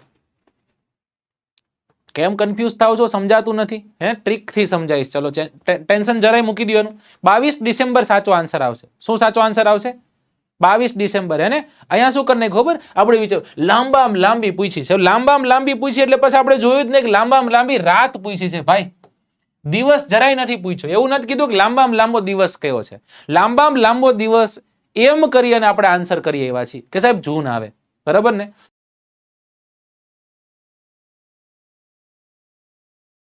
તો જૂન જે છે એ જૂનમાં પણ લોકો ગયા છે. રાઈટ? માર્ચમાં ગયા છે. માર્ચમાં જવા વાળા લોકો છે.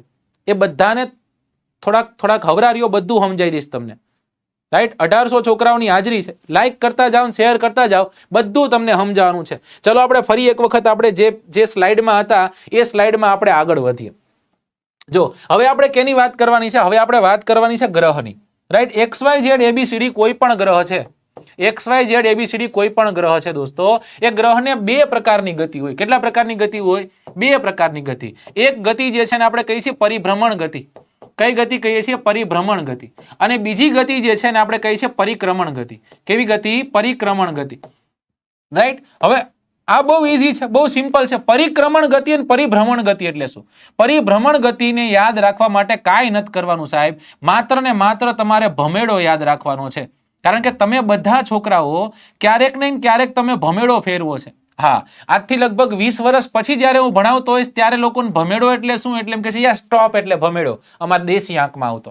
રાઈટ? તમે તો ફેરવેલો છે. ઉંગલવાડીના હાથમાં પણ એ ભમેડાને સીધો દોરી સાથે ખેંચીને લીધેલો છે. હા, તો આ ભમરડો જે છે, ભમરડો પોતાની ધરી પર ફરે છે. અને ભ ઉપરથી યાદ રાખજો પરિભ્રમણ શું યાદ રાખજો? પરિભ્રમણ.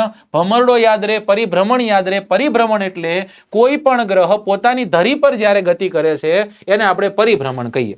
તો પરિક્રમણ એટલે શું? તો પરિક્રમણ એટલે સાહેબ કોઈ પણ એક ઓબ્જેક્ટની ફરતે ફરતે ફરવાનું, પણ ફરતે ફરતે જ ફરવાનું. સમજો, સમજ્યા? ફરતે ફરતે ફરવું એટલે શું? શેરીઓ ગલીઓમાં જવું નહીં, કોઈ ઓબ્જેક્ટની ફરતે શેરીઓ ગલીઓમાં જવું એને પરિક્રમણ કહેવાય નહીં. પરિક્રમણ એટલે કોઈ એક જગ્યા, કોઈ એક વસ્તુ છે એની ફરતે ફરતે ફરવું. સમજાઈ ગયું? આને આપણે પરિક્રમણ કહેશું, રાઈટ? અને આ પરિક્રમણ જે માર્ગમાં થતા હોય એ માર્ગને આપણે કક્ષા કહીએ છીએ. શું કહીએ દોસ્તો? કક્ષા. ઇંગ્લિશમાં બોલીએ તો આને ઓર્બિટ કહીએ છીએ. શું કહીએ છીએ? એને આપણે ઓર્બિટ કહીએ છીએ. દરેક ગ્રહને પોતાની કક્ષા હોય છે. દરેક ગ્રહને પોતાની કક્ષા હોય છે. તો ગ્રહો જે છે એ પરિક્રમણ અને પરિભ્રમણ બે પ્રકારની ગતિ છે. હવે મારો પ્રશ્ન તમને એ છે, તમારે મને કહેવાનું છે કે દિવસ અને રાત થાય છે એ પરિક્રમણ ગતિને આધીન છે કે પરિભ્રમણ ગતિને આધીન છે? આનો આન્સર આપજો. દિવસ અને રાત પરિક્રમણ ગતિને આધીન છે કે પરિભ્રમણ ગતિને આધીન છે? લીલી પરિક્રમા, ગિરનારની લીલી પરિક્રમા યાદ રાખ્યું. બહુ સાચી વાત છે સાહેબ. હા, જેમ પરિક્રમા મંદિરની ફરતે ફરતે શું હોય? પરિભ્રમણ કક્ષ ન હોય, પરિક્રમણ હોય. શું હોય દોસ્તો? પરિક્રમણ કક્ષ હોય કે એમાં આપણે ભગવાન નામામ કરીને નીકળી જવાનું, પાછું ભગવાન નામામ કરીને 4-5 આપણને જેટલા ફાવે એટલા આપણે આંટા મારવાના. આપણને નથી ખબર કેટલા ફરવાના, હું કામ ફરવાના, રાઈટ? કારણ કે આપણે એટલું વિશેષ એમાં જાણતા નથી, પ્રયત્ન પણ કરતા નથી. ચલો, ઓકે ઓકે, બહુ સાચી વાત છે. પરિભ્રમણ જે છે ને એ પરિભ્રમણને આપણે દૈનિક ગતિ કહેશું. દૈનિક ગતિ એટલે મિત્રો રાત અને દિવસ. રાત અને દિવસ, રાત અને દિવસ બદલાય છે. કેના કારણે? પરિભ્રમણ ગતિના કારણે. તો પરિક્રમણ ગતિ એટલે આને આપણે વાર્ષિક ગતિ કહેશું. કેવી ગતિ કહેશું? આને આપણે વાર્ષિક ગતિ કહેશું. વાર્ષિક ગતિ બોલે તો સાહેબ વર્ષ ચેન્જ થવું. અહીંયા કવિ હતા અને કવિ ફરી અને પાછા અહીંયા આવ્યા ને એટલે 1 વર્ષ થયું. સમજાઈ ગયું ને? તો વર્ષ જે છે એ વર્ષ કઈ રીતના બતે છે? વર્ષ કઈ રીતના ચેન્જ થાય છે? તો કે સાહેબ પરિક્રમણ ગતિને આધીન. ચલો, હજી એક પ્રશ્ન છે કે ઋતુઓ જે છે, પૃથ્વી પર જે ઋતુઓની અનુભૂતિ થાય છે એ ઋતુઓની અનુભૂતિ શેને આધીન થાય છે? પરિક્રમણ ગતિને આધીન કે પરિભ્રમણ ગતિને આધીન?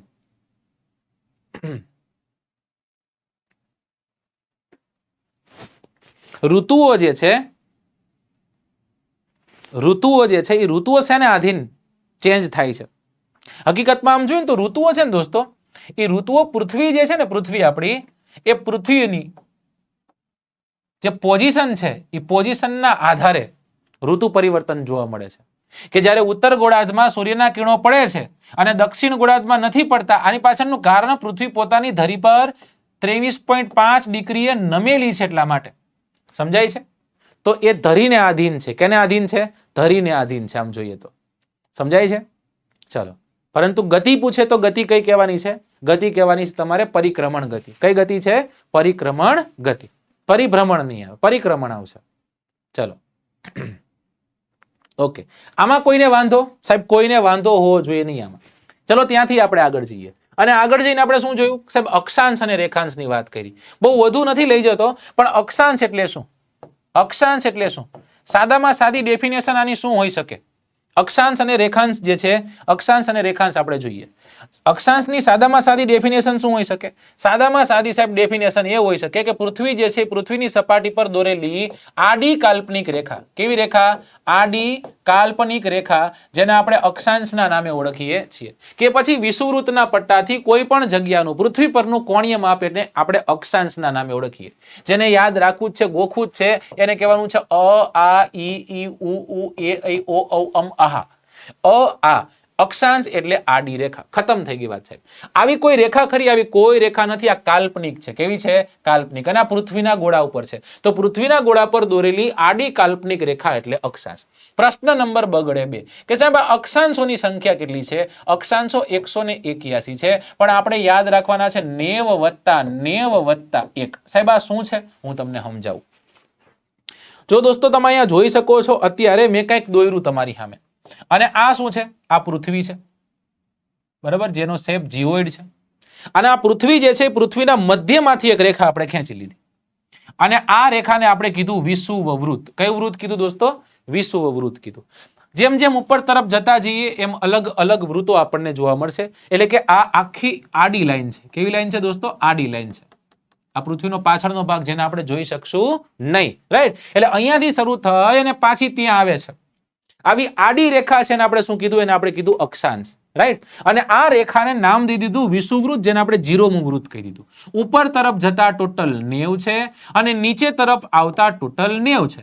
તો બોલે તો 90 + 90 + 1 એટલે ટોટલ 181 થાય. હવે આ જ વિષુવવૃત્ત એટલે પૃથ્વી પર દોરાયેલું સૌથી મોટું વૃત્ત થશે. સવાલ જ નથી. હેને? કે ઓલા હું ધારો કે આમ હોય, આમ જાડો જબરદસ્ત, બરાબર ને? તો તમને કહેજો બેલ્ટ મને અહીંયા પહેરાવે તો એ બેલ્ટ ટૂંકો થશે, લાંબો થશે, કે પછી અહીંયા પહેરાવે તો લાંબો થશે? સાહેબ આ ફેમિલી પેક જે છે ને ત્યાં પહેરાવે તો બેલ્ટ જે છે બેલ્ટ વધુ જોશે. તો પૃથ્વી પર મારી જેમ આમ દમદાર છે. સમજાઈ ગયું? એટલે આ ભાગ જે છે, આ ભાગમાં જ્યારે બેલ્ટ પહેરાવ્યો પૃથ્વી પર તો સૌથી મોટા બેલ્ટની જરૂર પડી અને આને આપણે વિષુવવૃત્ત કીધું. શું કીધું દોસ્તો? આને આપણે વિષુવવૃત્તના નામે ઓળખ્યું. ત્યાંથી આગળ જઈએ. જો દોસ્તો, વિષુવવૃત્ત કરે છે શું? વિષુવવૃત્ત પૃથ્વીના ગોળાને 2 ભાગમાં વહેંચે છે. ઉપર તરફનો જે ભાગ છે એને ઉત્તર ગોળાર્ધ કહીએ અને નીચે તરફનો જે ગોળાર્ધ છે એને આપણે દક્ષિણ ગોળાર્ધ કહીએ. સમજાઈ ગયું? ઉત્તર ગોળાર્ધ અને દક્ષિણ ગોળાર્ધ. હવેમાંથી પ્રશ્ન સાદાઈ નીકળે કે ઉત્તર ગોળાર્ધ અને દક્ષિણ ગોળાર્ધને કઈ રેખા વહેંચે છે? તો ઉત્તર ગોળાર્ધ અને દક્ષિણ ગોળાર્ધને વિષુવવૃત્ત રેખા વહેંચે છે.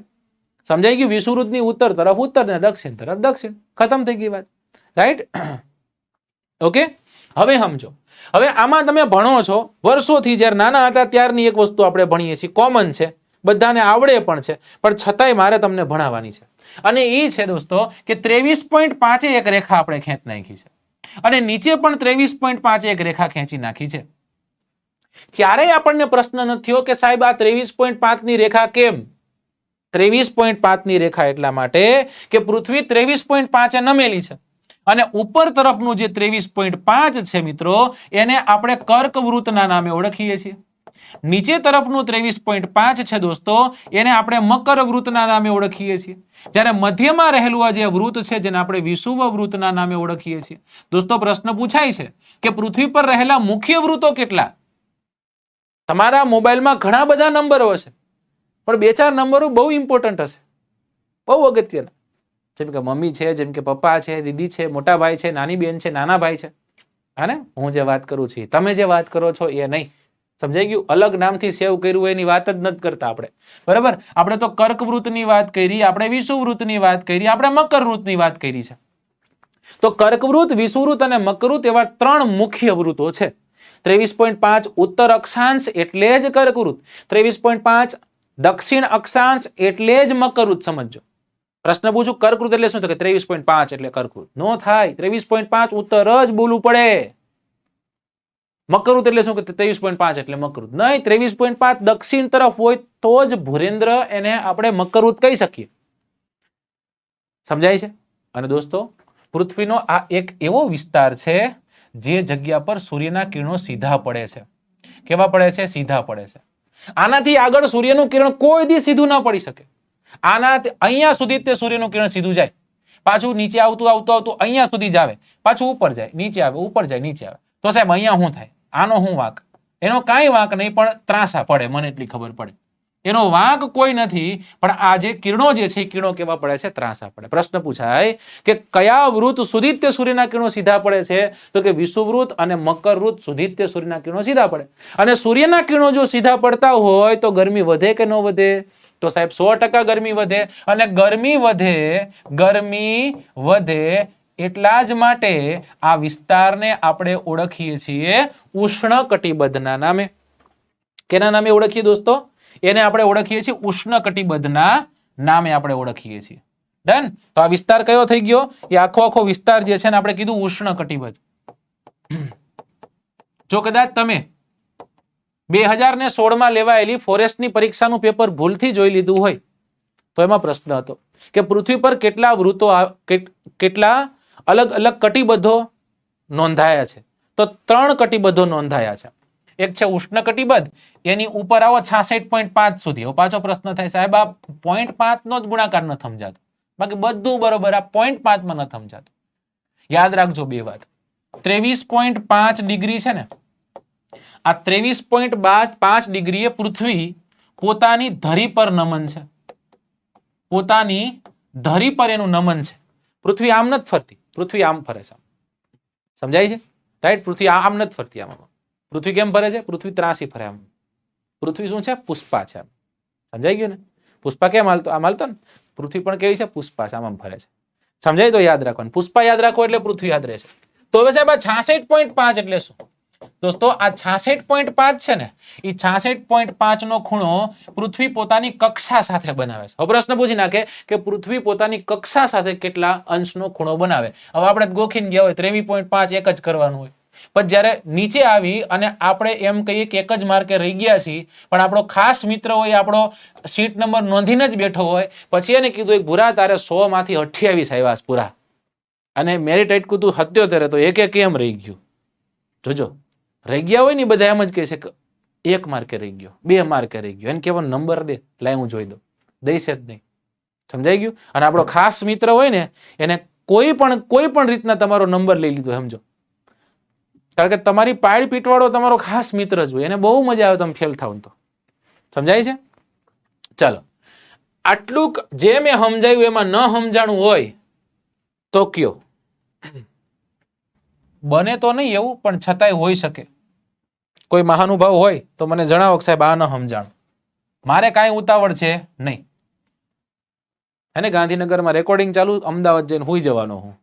તમે કહો કે સાહેબ આજ આખી રાત ભણવું છે, તો તમ તારે આખી રાત ભણાવવા હું તૈયાર નથી, કારણ કે 3000 લાઈક નથી પહોંચી. 3000 લાઈક પહોંચાડો પછી કંઈક આપણે વિચારી. ઓકે, ચલો ચલો, બધાને સમજાઈ ગયું. તો જો આ ઉષ્ણ કટિબદ્ધ છે, આ વિસ્તાર છે ને, અત્યારે જે મેં લીટા પાડ્યા એને આપણે કીધું સમશીતોષ્ણ કટિબદ્ધ. કયો કટિબદ્ધ કીધો? સમશીતોષ્ણ કટિબદ્ધ કીધો. અને બાકીનો જે લીટા પાડ્યા વગરનો છે ને આપણે શીત કટિબદ્ધ કીધું. હવે આમાંય તે હું સિમ્પલમાં સિમ્પલ ભાષામાં તમને સમજાવવાનો પ્રયત્ન કરું છું. જો દોસ્તો સવારના પોરમાં એકદમ શિયાળામાં તમે નાવા જાઓ ને બાથરૂમમાં જાઓ ને તમે જેવું ચકલું ચાલુ કરો એટલે ઠંડુ પાણી આવતું હોય. હા કે ના? આપણને એમ થાય કે નાવાનું થતું નથી ભાઈ 3 દી, બરાબર? કે બસ નાઈશ તો બપોરે નાઈશ, કારણ કે એમાં ઠંડુ પાણી આવે. ઠંડુ એટલે શું થશે? ઠંડુ એટલે શીત થશે. ઠંડુ એટલે શું થયું દોસ્તો? ઠંડુ એટલે શીત થયું.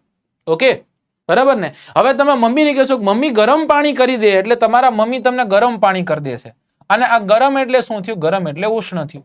તો ઉષ્ણ કટિબદ્ધ એટલે કેવું? તો કે સાહેબ જે જગ્યા પર ગરમી વધુ નોંધાય છે એને ઉષ્ણ કટિબદ્ધ કહેવાય.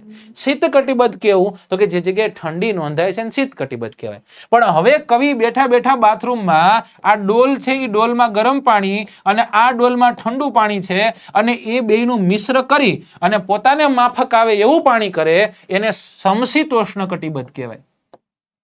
શું કહેવાય? સમશીતોષ્ણ કટિબદ્ધ. બોલે તો સમશીત સમ ઉષ્ણ. થોડુંક ઠંડુ અને થોડુંક ગરમ. ગરમય નહીં અને ઠંડુ તે નહીં, તમને માફક આવે એવું, મજા આવે એવું. ઓકે, ચલો. ઓકે, હા, નાવાનું નહીં, કોઈને કહેવાનું નહીં. હું ઘણી વાર નથી નાતો, કોઈને કહેવાનું નહીં સાહેબ.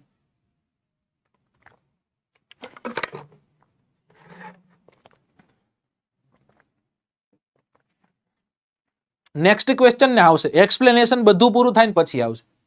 રાઈટ? ગૌરી વ્રતનું જાગરણ છે. ચલો, કમ્પ્લીટ આટલું. આ બધાને ખબર પડી ગઈ સાહેબ, આમાં લગભગ કોઈને વાંધો હશે નહીં. ચલો, હવે દોસ્તો પૃથ્વી જે છે એ પૃથ્વી પોતાની ધરી પર નમન હોવાના કારણે પૃથ્વીના બંને જે ગોળાર્ધો છે એમાં કોઈ જગ્યાએ કોઈ સમયે દિવસ લાંબો તો ક્યારેક દિવસ ટૂંકો અને ક્યારેક સરખા દિવસો હોય છે. એને યાદ રાખવા માટેની એક ટ્રીક છે. માતાજીની દયાથી ભગવાનને આમ સરસ હાથ દીધા હશે, રાઈટ? અને એ જો તમે તમારો હાથ જુઓ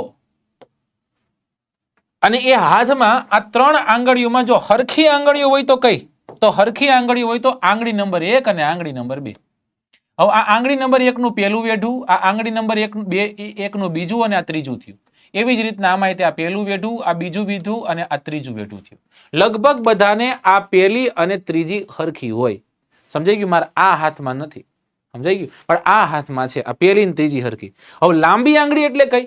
આ આંગળી. બરાબર ને, એમાંય તે જો આ 3 જ વેઢા દીધા હશે, વેઢા 3 જ હોય સમજો, બરાબર. અને પછી છેલ્લી આંગળી જેને પિંકી કહેવાય, અને આ પિંકી જે છે એ પિંકી ને 3 જ વેઢા હોય. તમને પ્રશ્ન પૂછું સૌથી નાની આંગળી કઈ, તમે તરત કહો ને સાહેબ આ પિંકી. આનું નામ છે ઇંગ્લિશમાં પિંકી કહેવાય, પોઇન્ટર કહેવાય. This is pointer. સમજાઈ ગયું? તમે કહો કે પેલો, પેલી, આ તે ઓલું, એ તમે આમ કહેશો. ક્યારે એમ કીધું પેલો, પેલી, પેલું નહીં, તમે શું કહેશો? પેલો, પેલી, પેલું. સમજાય છે કે નહીં? હવે આ જે છે આને આપણે કહીએ છીએ બિગમેન. શું કહીએ છીએ? બિગમેન. આને આપણે કહીએ છીએ રિંગર. અને આપણે શું કહીએ? રિંગર. આમાં રિંગ પહેરવાની. સમજાઈ ગયું ને બધું? હક પણ થશે ને તમારું, એટલે તમને અહીંયા રિંગ પહેરાવશે. બરાબર? ચલો, પછી આ છેલ્લી છે ને પિંકી કહેવાય. શું કહેવાય દોસ્તો? પિંકી કહેવાય. અને આને થંબ કહેવાય. રાઈટ? તો બધા અંગ્રેજી નામ યાદ રાખવાના: પોઇન્ટર, બિગમેન, રિંગર, પિંકી અને થંબ. સમજાઈ ગયું? હા, પિંકી પ્રોમિસ આમ કઈ નથી કહેતા. જાનવીબેન કહે છે એકદમ પરફેક્ટ. રાઈટ? ચલો, હવે જો દોસ્તો, જ્યાં સુધી આ વેઢાનો સવાલ છે ને, તો આ બધામાં એક એક મહિનાઓ સેટ થાય. જો સેટ કરો તો અહીંયા જાન્યુઆરી, અહીંયા ફેબ્રુઆરી, અહીંયા માર્ચ, અહીંયા એપ્રિલ, અહીંયા મે, અહીંયા જૂન, અહીંયા જુલાઈ, અહીંયા ઓગસ્ટ, અહીંયા સપ્ટેમ્બર, અહીંયા ઓક્ટોબર, અહીંયા નવેમ્બર ને ડિસેમ્બર. હવે આપણે છેલ્લા વેઢાઓ છે ને આપણે લઈ લેવાનું, બાકી બધા વેઢાને કાપીને ઘા કરી દો. રાઈટ? પહેલું વેઢું છે માર્ચ. પહેલું વેઢું શું છે? માર્ચનું. ઓકે. બીજું વેઢું છે જૂનનું. ત્રીજું વેઢું છે સપ્ટેમ્બરનું. અને ચોથું વેઢું છે ડિસેમ્બરનું. બરાબર? ડિસેમ્બર જે છે, ડિસેમ્બર ચોથું વેઢું. હવે જો અહીંયા છે ને 21મી માર્ચ કરવાની છે. કેટલી માર્ચ કરવાની? 21મી માર્ચ. અહીંયા એક જેટ 6 મહિના એડ કરવાના. 22 ને 23 સપ્ટેમ્બર કરજો. કેટલી સપ્ટેમ્બર? 23 સપ્ટેમ્બર. અહીંયા 21 જૂન કરજો અને અહીંયા 22 ડિસેમ્બર કરજો. ખતમ થઈ ગઈ વાત. હવે તમારે જોવાનું છે કે સૌથી લાંબી આંગળી છે તો આપણા પૃથ્વીના ઉત્તર ગોળાર્ધમાં, ભારતમાં, ગુજરાતમાં, ગાંધીનગરમાં, મેહોણામાં સૌથી લાંબો દિવસ ક્યારે આવે? પ્રશ્ન પૂછાય તો યાદ રાખજો, જૂન 21 સૌથી લાંબો દિવસ છે. આ કેવો દિવસ?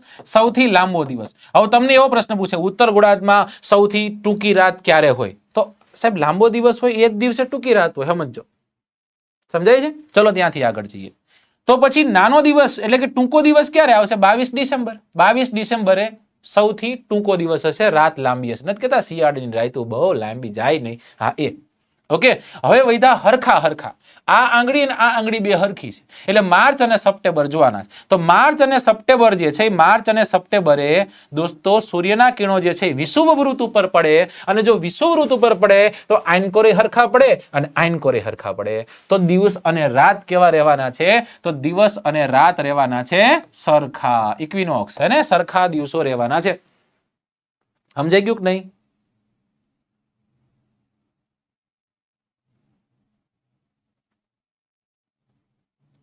ઓકે.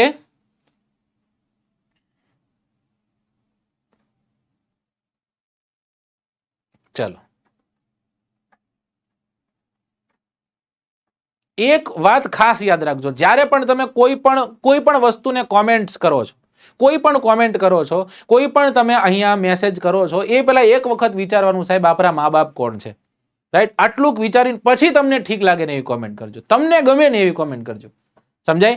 એ કોમેન્ટ કરતા પહેલા એક જ વખત તમારે તમારા મા બાપનું નામ વિચારવું છે કે ભાઈ હું કોનો દીકરો કે કોની દીકરી છું.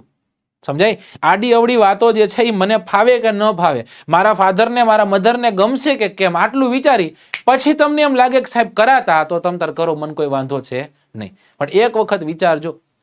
રાઈટ? ચલો, ડન. આમાં કોઈને વાંધો? સાહેબ કોઈને વાંધો હોવો જોઈએ નહીં. બરાબર ને? ચલો, તો 181 જેટલા અક્ષાંશોની સંખ્યા છે. આડી કાલ્પનિક રેખા એટલે અક્ષાંશ થશે દોસ્તો. અને એમાં 0મું અક્ષાંશ એટલે એને વિષુવવૃત્ત કહેશું, 23.5 કર્કવૃત્ત કહેશું અને મકરવૃત્ત કહેશું. હવે કર્કવૃત્ત, મકરવૃત્ત અને વિષુવવૃત્તની વાત કરી લઈએ. સૌથી પહેલું કયું હતું દોસ્તો? તો કે કર્કવૃત્ત હતું. કર્કવૃત્ત એટલે શું? કર્કવૃત્ત એટલે 23.5 ઉત્તર અક્ષાંશ. 23.5 ઉત્તર અક્ષાંશ એટલે શું થશે? 23.5 ઉત્તર અક્ષાંશ એટલે થશે કર્કવૃત્ત. રાઈટ? હવે આમાંથી પ્રશ્ન કેવા નીકળે છે? પ્રશ્ન એવા નીકળે છે કે સાહેબ કર્કવૃત્ત જે છે એ કર્કવૃત્તને 2 વાર ઓળંગતી નદી કઈ? તો તમારે કહેવાનું છે મહી નામની નદી કર્કવૃત્તને 2 વાર ઓળંગે છે. દોસ્તો ગુજરાતમાં ઓળંગતી નથી, યાદ રાખજો, રાજસ્થાનમાં ઓળંગે છે. રાઈટ? પ્રશ્ન પૂછાય કે કર્કવૃત્ત જે છે, કર્કવૃત્ત કેટલા દેશોમાં નીકળે છે, તમારે મને આન્સર દેવાનો છે.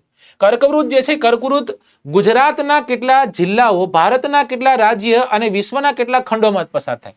તો 3 ખંડોમાંથી પસાર થાય. કેટલા ખંડોમાંથી પસાર થાય? 3 ખંડોમાંથી પસાર થાય. સાહેબ કેટલા દેશોમાંથી પસાર થાય? 16 દેશોમાંથી પસાર થાય. સાહેબ કેટલા રાજ્યમાંથી પસાર થાય? 8 રાજ્યમાંથી પસાર થાય. સાહેબ કેટલા ગુજરાતના જિલ્લામાંથી પસાર થાય? 6 જિલ્લામાંથી પસાર થાય. જેટલું યાદ રાખવાનું એટલું યાદ રાખો. આ ત્રણ જે ખંડ છે એ કયા કયા છે? એક તો ખંડ એશિયા, આ સાહેબ ભારતમાં નીકળતો હોય તો એશિયા હોય. અને સાહેબ અમે તો આવું સાંભળ્યું છે, 3 વૃત્તો આફ્રિકામાંથી પસાર થાય. તો આફ્રિકામાંથી નીકળે એ ફાઇનલ જ થઈ ગયો. એક જ યાદ રાખવાનું છે આપણે, અને એ છે ઉત્તર અમેરિકા ખંડ. કયો ખંડ છે દોસ્તો? ઉત્તર અમેરિકા ખંડ. ઓકે, ચલો ત્યાંથી આપણે આગળ વધીએ. હવે 16 જેટલા દેશો નથી યાદ રાખવા, 8 જેટલા રાજ્ય અને 6 જેટલા જિલ્લાઓ. દોસ્તો તમે અને હું આપણે બધા કેવા છીએ? આપણે ગુજરાતી છીએ, બરાબર? આપણા મમ્મી ગુજરાતી. એક દિવસ તમારા ઘરે હવારના પોરમાં તમે આમ આંખું ચોરતા હોય અને ગાંધી બાપુ તમારા ઘરે આવીને ઉભા રહી ગયા, ડેલો ખખરાયો, પેલા બહાર નીકળ, અને જેવા તમે બહાર નીકળ્યા એટલે ગાંધી બાપુ તમે તરત બેહાડ્યા, બાપુ આવો બેસો, રાઈટ? મને બાપુ દેખાય છે, અને બાપુને તમે બેસાડ્યા અને તમારા મમ્મીને કીધું ગાંધી બાપુ આવ્યા, એટલે તમારા મમ્મી તે ઘેલા નથી થઈ જવાના, રાઈટ? એટલે કે બાપુ આવ્યા, ચા બનાવી, ફટાફટ ચા બનાવી.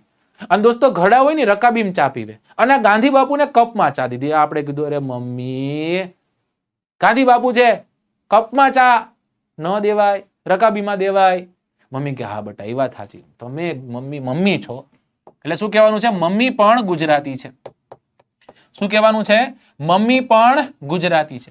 શું કામ ગુજરાતી છે સાહેબ? મમ્મી પણ શું કામ ગુજરાતી છે? તો કે કપમાં ગાંધી સાહેબને ચા દીધી, અને ગાંધી બાપુ હોશિયાર છે, કપમાં ગાંધી સાહેબ ચા પી ગયા પાછા. તો કપમાં ગાંધી સાહેબે ચા પીધી, બરાબર? આમાં બધું આવી ગયું. સૌથી પહેલો જે જિલ્લો જે તમને દેખાય છે દોસ્તો, એ છે મણિપુર. કયો છે? મણિપુર. આવું કરો એટલે તમને ઢળીને બહાર કાઢે દોસ્તો. મધ્યપ્રદેશ આવતા હે. પછી કયો જિલ્લો છે? પછી છે મિઝોરમ. પછી કયો જિલ્લો છે? પણ એટલે ખેલા હોબે, પશ્ચિમ બંગાળ. દોદા કેમાના છો, બરાબર? ત્યારબાદ ગુજરાત, બરાબર? ત્યારબાદ જમ્મુ કાશ્મીર. આવું કરો એટલે તમને ઢળીને બહાર કાઢે. ઝારખંડ આવે. ત્યારબાદ રાજસ્થાન, અને રાજસ્થાન પછી આવે ત્રિપુરા. તેલંગાણા કર્યા તો ગયા, સમજો. ભૂગોળ તમારું નથી, કાંઈ નવું લાવતા નહીં. જે ઘરનું છે એ ઘરે રાખજો. અહીંયા જે છે એમ નામ રહેવા દેજો. તમને હમ છે જે વાલું એના.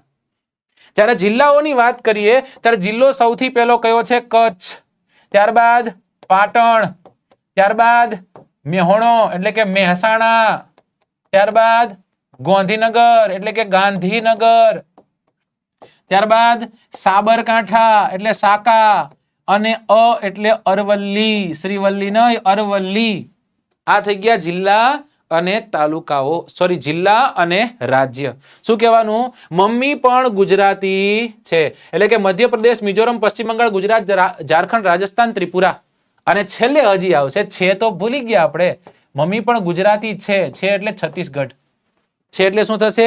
છે એટલે છત્તીસગઢ થશે. અસાગમ પાકને તમને જે ઠીક લાગે, પણ આમ એક ક્રમમાં ગોઠવું છે. પેલા કચ્છ જ આવે, પછી પાટણ જ આવે, પછી મહેસાણા જ આવે, પછી ગાંધીનગર જ આવે, સાબરકાંઠા જ આવે, પછી અરવલ્લી જ આવે. આમ જ આવે. હવે તમને એમ પ્રશ્ન પૂછે કે નીચેના કર્કવૃત જે જિલ્લાઓ પરથી પસાર થાય છે ને ક્રમમાં ગોઠવો, પશ્ચિમથી પૂર્વ કે પૂર્વથી પશ્ચિમ દીધું હોય તો વાંધો આવે નહીં, રાઈટ? જો યાદ રાખવાનું, એટીટ્યુડ નહીં રાખવાનો. કોઈ કંઈક કહી દીધું છે તો પછી એ પકડી નહીં બેસવાનું. મુકેશભાઈ તમને ખાસ કહું છું, રાઈટ? બરાબર ને? અને કાં પછી એમનો નંબર લઈ લો, તમે સીધી ચર્ચા કરો એમની સાથે, બરાબર ને? તમે કન્ટિન્યુ મેસેજ મૂકશો તો શું થશે ખબર છે? જો ઘણી વસ્તુ દેખાડવાની નથી હોતી, કીધું હા ઠીક છે, તમને ખબર છે ને સાચું, ખતમ થઈ ગઈ વાત. ચલો, બરાબર ને? પણ જો ગરમ છે જાર 32મી, ચલો કાંઈ વાંધો નહીં. ગરમ છે જાર 32મી, ઓકે, ભલે 32મી ગરમ, આપણે 33મી આ જે છે, અને આ 36મી એટલે છત્તીસગઢ. કપમાં ગાંધી સાહેબે ચા પીધી ભાઈ. કચ્છ જ આવે, પછી પાટણ જ આવે, મહેસાણા જ આવે, ગાંધીનગર જ આવે, સાબરકાંઠા જ આવે, અરવલ્લી જ આવે. આમ જ આવે છે. પણ હા, ઘણા લોકો છે ને, ઘણા જज्बात में बह जाओगे अगर ये देखा आपने गांधी અને સાબરકાંઠા, કે ગાંધીનગર ને ધ્રાંગધ્રા, સાબરકાંઠા, બનાસકાંઠા આવું કરવા ગયા એટલે ગયા. સમજો, આ કપલ છે અને મારો નિયમ છે, હું છોકરાને સમજાવું, કપલને કોઈ દિવસ છૂટું પડાય નહીં. બરાબર, કપલને કોઈ દિવસ છૂટું પડાય નહીં. ઘણા હે ને બહુ આડવિતરા હોય, કોઈક બેઠું હોય ને તો ન્યા જઈને કદાચ ઓળખીતા હોય ને તો કોઈક બેઠું હોય ને તો ન્યા જઈને ન્યા એક્ટિવા જઈને હું કહી દઈશ. સમજાઈ ગયું? બેહવા દ્યો ભાઈ, સમજાઈ ગયું? એને હેરાન કરાય ને એને હળી ન કરાય. ગાંધી એટલે ગાંધીનગર જ તે, સાબ એટલે સાબરકાંઠા જ તે, અને એટલે અરવલ્લી થશે. ઘણા પાછા એમ કે ના સાહેબ હું તમને કહી દઉં, લ્યો કચ્છ, પાટણ, મહેસાણા, ગાંધીનગર, સાબરકાંઠા, બનાસકાંઠા. દોસ્ત બનાસકાંઠા કર્યો ને એટલે તો હું એમ કહું કે એને લાલ લીટો માર દેવો જોઈએ. બનાસકાંઠા જે આમાં કરે ને લાલ લીટો માર દેવો જોઈએ કે ભાઈ આ ઓજસમાં ફોર્મ ભરી શકશે નહીં હવે કોઈ દી. કારણ કે બનાસકાંઠા એકમાત્ર જિલ્લો છે એવો કે જે સમશીતોષ્ણ કટિબદ્ધમાં આવેલો છે. કયા કટિબદ્ધમાં આવેલો દોસ્તો? સમશીતોષ્ણ કટિબદ્ધમાં આવેલો છે. બાકી ગુજરાતના બધા જ જિલ્લાઓ ઉષ્ણ કટિબદ્ધનો ભાગ છે. બરાબર, એટલે યાદ રાખવાનું છે. એટલે ઉષ્ણ કટિબદ્ધ અને સમશીતોષ્ણ કટિબદ્ધ વચ્ચે પણ તમને ભેદ ખબર હોવો જોઈએ. જેને લાઈક નથી કરી એ લાઈક કરી નાખો. એક વખત કરી દો લાઈક, જે લાઈક બાકી રહી ગયું છે.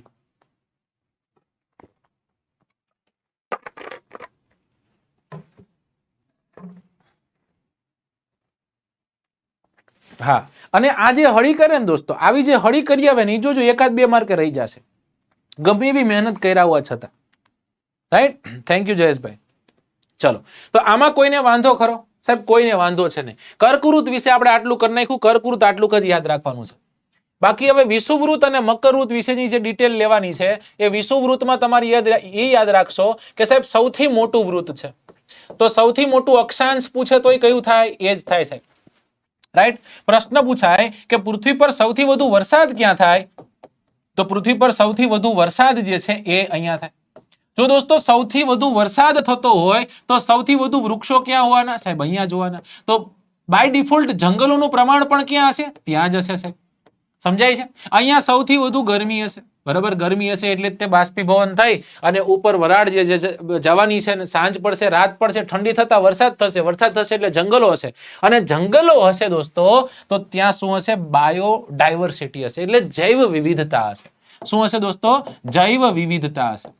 અને એટલા જ માટે આ જ જૈવ વિવિધતાનો વિસ્તાર છે જ્યાં અસંખ્ય જીવો રહે છે. અને એ જ અસંખ્ય જીવો જે છે એ કંઈક ને કંઈક એકાદ બે ચાર રોગ આપણને આપતા હોય છે વર્ષે.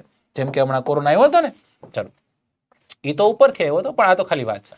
તો વિષુવવૃત જે છે, વિષુવવૃતમાં બીજો પોઈન્ટ શું યાદ રાખશું? વિષુવવૃતમાં સાહેબ વિષુવવૃત જે છે એ વિષુવવૃત ને ઓળંગતી નદી, બે વાર ઓળંગતી નદી કઈ છે? તો એ નદીનું નામ છે કોંગો નામની નદી. કઈ નદી છે? કોંગો નામની નદી. આફ્રિકાની નદી છે.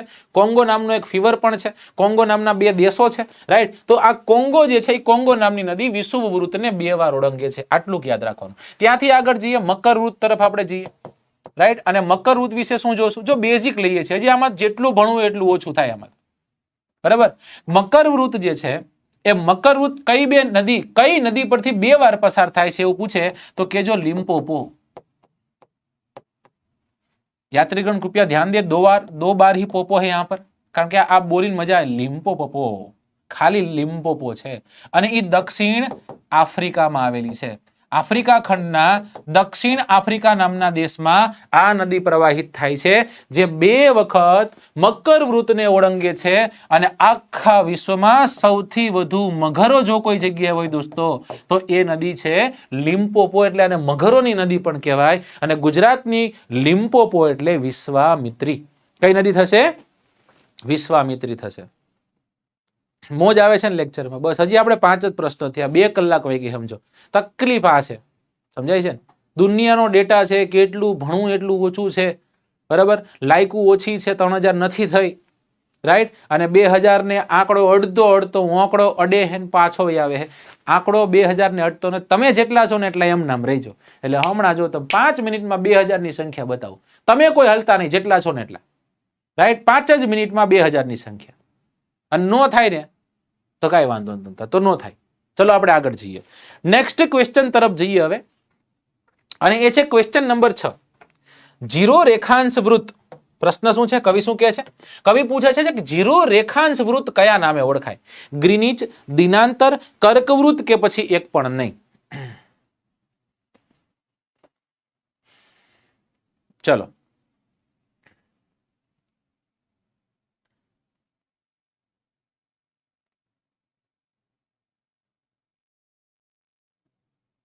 ક્યાં ધોરણની બુક છે? 6ઠ્ઠા ધોરણની બુક છે અને એ નથી આવડતી.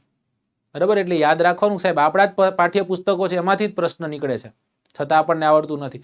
તો કાંઈ નહીં સાહેબ, હંચો જે છે હંચામાં પેન્સિલ લગાવી અને સાફ કરવાનું છે. રાઈટ, આપણું જ્ઞાન જે છે એ જ્ઞાનને સાફ કરવાનું છે.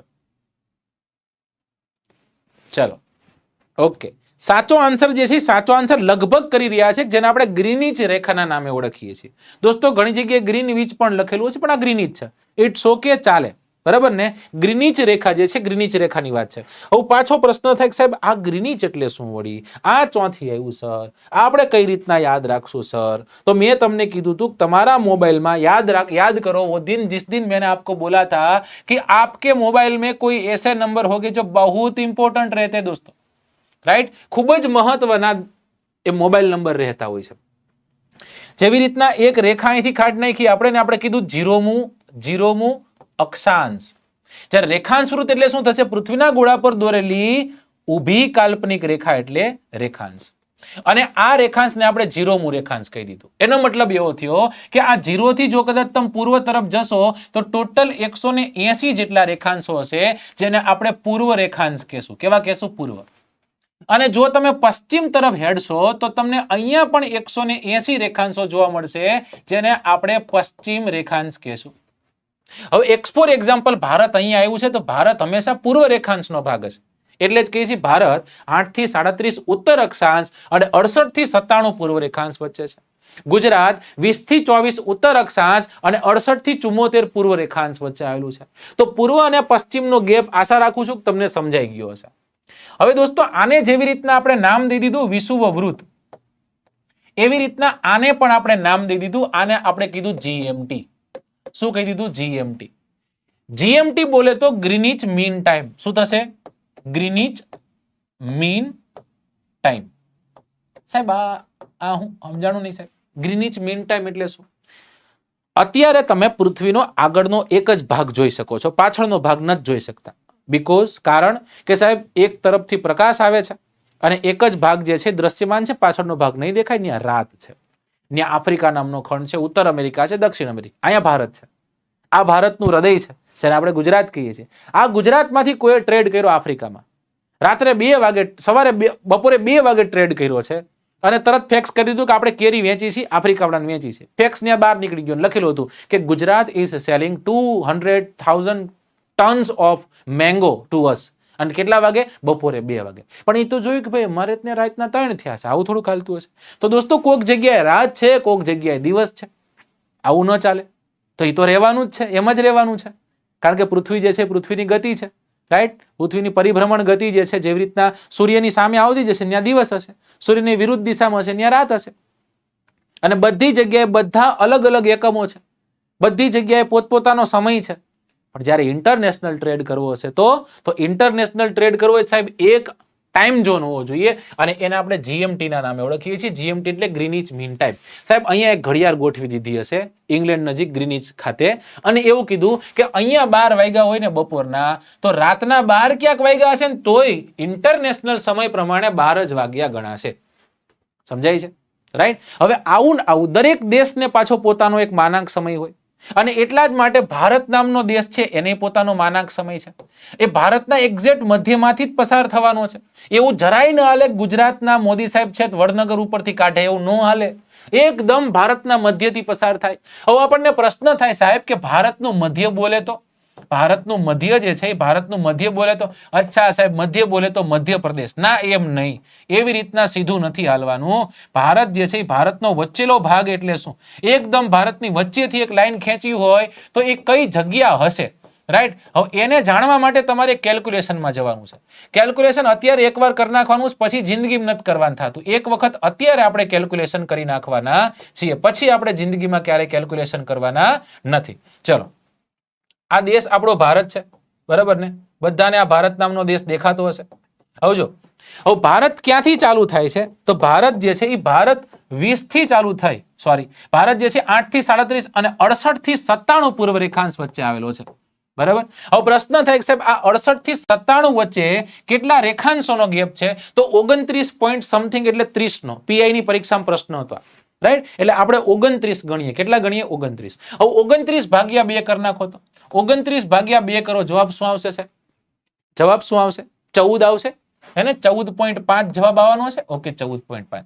મારે અહીંયા સુધી પહોંચવું હોય ને સાહેબ તો આમાં 14.5 એડ કરી દઉં ને એટલે ત્યાં પોગી જાવ, મને એટલી ખબર છે, રાઈટ. એટલે 0.5 ના 0.5 લીધા, 8 ને 4 12, વધી ચડી 1, 6 ને 1 7 ને 1 8. જો મેથ્સ અને રીઝનિંગ પણ મને આવડે છે, બહુ ખરાબ આવડે છે, એટલે તરુણ સાહેબ પાસે ને ખોડીફાળ સાહેબ પાસે તમે ભણજો. 82.5 થઈ ગયું. અને એટલે જ દોસ્તો અહીંયાથી આપણે એક રેખા ખેંચી અને એ રેખા જે છે એ રેખાને આપણે કહીએ છીએ 82.5મું રેખાંશ. કેટલામું રેખાંશ? 82.5મું રેખાંશ. અને આ 82.5 ના રેખાંશને કવિ IST ના નામે ઓળખીએ છે. IST બોલે તો ઇન્ટરનેશનલ નહીં, ઇન્ડિયન સ્ટાન્ડર્ડ ટાઈમ. શું થશે દોસ્તો? Indian standard time. Indian standard time. સમજાણું કે નહીં? આને આપણે શું કીધું? ઇન્ડિયન સ્ટાન્ડર્ડ ટાઈમ કીધું. જો ઘણી જગ્યા પર શું લખેલું હશે? 82.5 ની જગ્યા પર 82.5 ની જગ્યા પર લખેલું હશે 82.3. હવે તમે મને આન્સર કરો, આમાં સાચું કયું? 82.3 સાચું, 82.5 સાચું?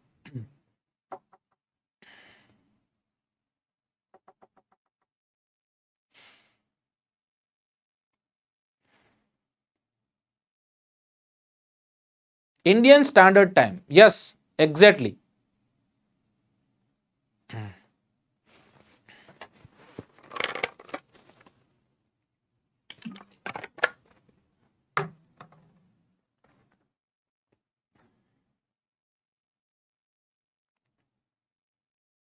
.5 સાચું, 82.3 સાચું.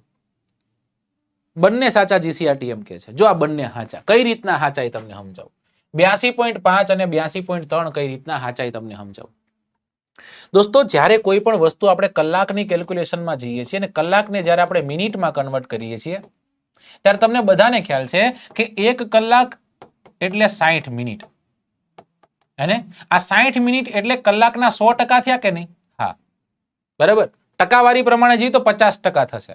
અને જો કેલ્ક્યુલેશન પ્રમાણે જઈએ અડધો કલાક કે એટલે 30 મિનિટ જ થાય. એવું ન થાય કે અડધો કલાક એટલે તો કે 0.50 મિનિટ. 0.50 મિનિટ એટલે પોણો કલાક કરતા વધી ગયું. સમજાય છે? એટલે કેલ્ક્યુલેશન આપણે મિનિટ્સમાં લેતા હોય. શેમાં લેતા હોય દોસ્તો? મિનિટ્સમાં કેલ્ક્યુલેશન્સ લેતા હોય છીએ. અને એટલા જ માટે 82.5 બોલે તો ઈ જ તે અને 82.3 બોલે તો તે ઈ જ થાય. મતલબ કે શક્તિમાન ઈ તે ગંગાધર છે અહીંયા. સમજાઈ ગયું? 82 ઉડાડી દો. 5 = 3. ડન.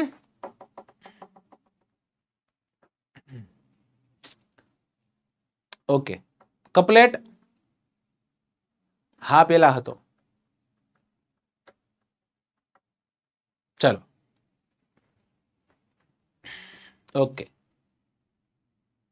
ઓકે. તો આપણે પ્રશ્ન ક્યાં હતા? પ્રશ્ન અહીંયા હતા, આપણે GMT માં હતા. જો દોસ્તો હવે તમને બધાને ખબર છે કે 0મું રેખાંશ એટલે GMT અને 82.5 એટલે IST. IST બોલે તો ભારતનો માનાંક સમય, જે ભારતના અલગ અલગ 5 રાજ્યમાંથી પસાર થાય છે. IST કેટલા રાજ્યમાંથી પસાર થાય? IST 5 રાજ્યમાંથી પસાર થાય. ક્રમમાં ગોઠવવાનું કે સૌથી પહેલા આવે યુપી મેં કાબા બાબા. ત્યાંથી આગળ જઈએ દોસ્તો તમને જોવા મળશે મધ્યપ્રદેશ. શું જોવા મળશે? મધ્યપ્રદેશ. ત્યાંથી આગળ જોઈએ દોસ્તો તમને જોવા મળશે ઝારખંડ. ઝારખંડ જોવા મળશે. ત્યારથી જોવા મળો, ત્યારથી થોડાક આગળ જો છત્તીસગઢ જોવા મળશે. છત્તીસગઢ પછી જોવા મળશે ઓરિસ્સા. ઓરિસ્સા પછી જોવા મળશે તમને આંધ્રપ્રદેશ. ઝારખંડ તમને કર્કવૃતમાં જોવા મળશે, અહીંયા જોવા મળશે નહીં. તો ઉત્તર પ્રદેશ, મધ્યપ્રદેશ, છત્તીસગઢ, ઓરિસ્સા અને આંધ્રપ્રદેશ 5 એવા રાજ્ય છે જેમાંથી 5 એવા રાજ્ય છે કે જેમાંથી આપણી IST રેખા છે એ પસાર થાય છે. બરાબર. હવે સાહેબ તમે તો એવું કહેતા હતા કે અહીંયા એક ઘડિયાળ ગોઠવી દીધી હશે. તો આ 5 રાજ્ય છે એમાં કઈ જગ્યાએ ઘડિયાળ ગોઠવી? ઉત્તર પ્રદેશ છે ને, ઉત્તર પ્રદેશનું મિર્ઝાપુર યાદ રાખવાનું છે. શું યાદ રાખવાનું છે? મિર્ઝાપુર. રાઈટ. અને કદાચ ગામ પૂછે કે કઈ જગ્યાથી ભારતનો માનાંક સમય નક્કી થાય તો ગામ યાદ રાખવાનું છે નૈની નામનું ગામ.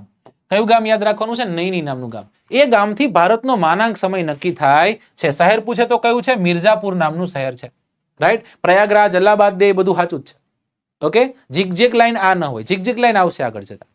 બરાબર. ચલો, હવે રેખાંશ જે છે, રેખાંશમાં આપણે બે વસ્તુ જોજો. રેખાંશ એટલે શું? પૃથ્વીના ગોળા પર દોરેલી ઊભી કાલ્પનિક રેખા એટલે રેખાંશ. રાઈટ. અને પૃથ્વી ફરે છે. ટોટલ 360 જેટલા રેખાંશો છે. ફોર એક્ઝામ્પલ અહીંયાથી સૂર્યનો પ્રકાશ આવે છે. આ ભાગમાં અત્યારે પ્રકાશ નથી આવતો. હવે આ પહેલું રેખાંશ છે, અત્યારે સૂર્યનો કિરણો પડ્યો અને મતલબ એવો થયો કે ત્યાં દિવસ થયો. હવે બીજા જે રેખાંશ છે એના ઉપર સૂર્યનું કિરણ પડ્યું એટલે ત્યાં દિવસ થયો. તો સૂર્યના કિરણને બે રેખાંશ વચ્ચેથી પસાર થતા કેટલો સમય લેવાય છે? તો એ 4 મિનિટનો સમય લેવાય. એક રેખાંશ પાર કરતા 4 મિનિટનો સમય લેવાય છે, રાઈટ? હવે તો સમજો, આ 0 થી લઈ એટલે કે વિશ્વના માનાંક સમયથી ભારતના માનાંક સમય વચ્ચેનો ગેપ કેટલો છે? 0 થી 82.5 એટલે 82.5 નો ગેપ છે સાહેબ, અમને તો ખબર છે, રાઈટ? એક રેખાંશને પાર કરતા 4 મિનિટનો સમય લાગતો હોય તો 82.5 રેખાંશને પસાર કરતા કેટલા મિનિટનો સમય લાગે? સાચો આન્સર 330 મિનિટ આવે. જવાબ લઈ લેજો, ગણતરી કરીને લઈ આવજો તમે, રાઈટ? અને આજે 330 મિનિટ આવી અને આપણે કલાકમાં કન્વર્ટ કર્યું હોય તો 330 ભાગ્યા 60, રાઈટ? 6 1 6 6 2 12 6 13 6 35 30 6 35 6 35 6 35 રાઈટ? 6 1 6 6 2 12 6 35 6 35 0 0 આ 5.5 આવ્યું. આ 5.5 ને આપણે કન્વર્ટ કઈ રીતના કરશું? 5 મિનિટ 5 કલાક અને 30 મિનિટ એટલે ભારતનો માનાંક સમય અને વિશ્વના માનાંક સમય વચ્ચે કેટલાનો ગેપ છે એવો પ્રશ્ન પૂછે તો શું કહેવાનું છે? 5.5 કલાકનો ગેપ છે. હવે જો પૃથ્વી છે ને એ પૃથ્વી પશ્ચિમથી પૂર્વ તરફ ફરે છે.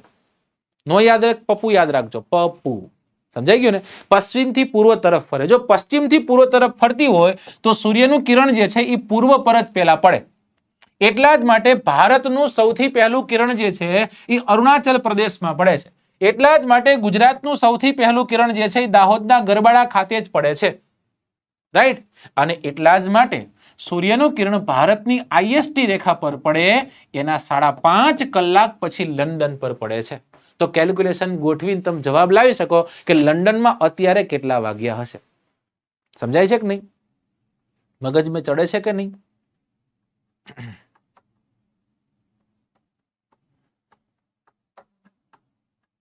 ચલો,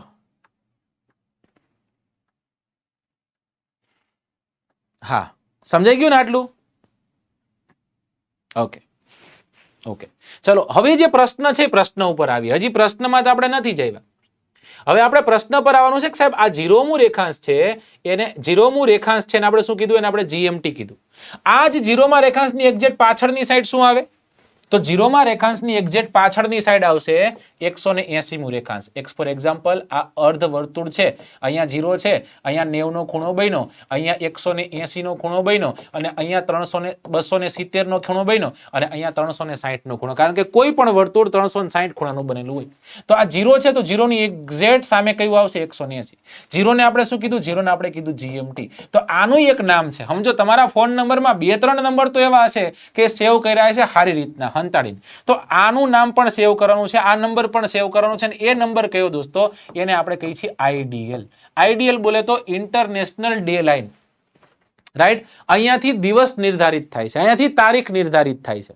સાહેબ એનો સમજાણું એ હું વળી હું તમને એમ કહું છું કે અહીંયા ભારત છે, આ ભારતના વચ્ચેથી ડે લાઈન કાઢી નાખી તેવું હાલે? હે કે અહીંયા આ ભાગમાં શુક્રવાર થયો હોય, ગુરુવાર થયો હોય, શુક્રવાર થયો હોય ને અહીંયા ગુરુવાર થયો એવું હાલે? નો હાલે. આ ભાગમાં તારીખ 13 થઈ હોય, અહીંયા 12 થઈ હોય એવું હાલે? નો હાલે. અને એટલા જ માટે વૈજ્ઞાનિકો બધા ભેગા થયા, મને ફોન કર્યો કે સાહેબ હું કરું? ભેગું એક કામ કરો, જે જગ્યાએ ઓછામાં ઓછી જમીન હોય ત્યાંથી ખેંચો. મને કે સાહેબ એટલે હું? મેં કીધું દરિયો સૌથી વધુ હોય ત્યાંથી ખેંચો. મને કે સાહેબ એમાં એવું છે ને કે આનિકોર આ અલાસ્કાનો ભાગ ને આવી રીતના છે કે આનિકોર અમેરિકા છે, આનિકોર રશિયા છે, ખેંચ લે. મેં કીધું માતાજીનું નામ લ્યો ને ખેંચો. એ કે સાહેબ એમાં એવું થાય છે પણ આ રશિયાના ઘણા ટાપુઓ છે ને એ અહીંયા સુધી છે. તો મેં કીધું ત્યાંથી આમ કહીને આમ ઘોંક ખવડાવી દો. મને કે સાહેબ આ અમેરિકાના 2 ટાપુ જે છે એ 2 ટાપુ ઠેઠ અહીંયા છે. મેં કીધું આમ ઘોંક ખવડાવી દો, આમ કઈ વાંધો નહીં તમતાર. મને કે સાહેબ વચ્ચે કિરીબાતી નામનો દેશ આવે. મેં કીધું લઈ જ લ્યો એ નહીં તે. સમજાઈ ગયું? એટલે આવી રીતના ઘોંક ખવડાવતા એક લાઈન લઈ લીધી અને આ લાઈનને કહી દીધી IDL. આને શું કહી દીધું? IDL. સમજાઈ ગયું? એનો મતલબ એવો થયો કે અહીંયા દિવસ અલગ હશે, અહીંયા દિવસ અલગ હશે, રાઈટ? અહીંયા દિવસ અલગ હશે અને અહીંયા દિવસ અલગ હશે. એટલે કોઈ પણ દેશ ઉપરથી કાઢે તો એક જ તે દેશમાં 2 દિવસ ન હોઈ શકે. જેમ કે આ ભારતનો વિસ્તાર છે, આ ભારતનો વિસ્તાર. તમે એક બહુ મસ્ત એવું મૂવી મને બહુ ગમ્યું, એ મૂવી કદાચ તમે જોયું હોય દોસ્તો. તો એ મૂવીમાં હીરો જે છે એ પંજાબનો હતો અને હિરોઈન જે છે એ જેને આપણે કહેશું કે દ્રવિડ આખા જે રાજ્યો છે એ રાજ્યોમાંથી હતી. હિરોઈન હતી આલિયાબેન અને હીરો જે છે એ હતો અર્જુન કપૂર, બરાબર? હવે આ બેને પ્રેમ થઈ જાય, સમજો, અને બેને નીકળી જવાનું છે, ભાગી જવાનું છે. આવું કરાય નહીં, પણ આ તો વાત છે. વચ્ચેથી રેખા ખેંચતા હોય તો આ અર્જુનભાઈએ આલિયા બોનને કહી દીધું એક, જો તને કહી દઉં, બુધવારે થેલો પેક કરીને રહેજે. એવું ન યાદ રહે તો બાદશાહનું ગીત યાદ રાખજે. એક કામ કર, તું થેલો પેક કર, તું ભૂલી ના, તું ચાર્જર ઇન્સ્ટાન્ટ બધું લઈ લીજે. એટલે બધું તું લઈને કમ્પ્લીટ થઈને તૈયાર થઈને રહેજે, હું તને લેવા આવીશ. સમજો. હવે સાહેબ અહીંયા 13 તારીખ થઈ હોય, અહીંયા 12 તારીખ થઈ હોય તો કેમ ચાલે? આ બચારી રાહ જોઈને બેઠી હોય, અબ આયેગા અબ આયેગા અબ આયેગા. પછી ખબર પડે કે સરફરાજ ધોખા દેતા હે. સમજાય?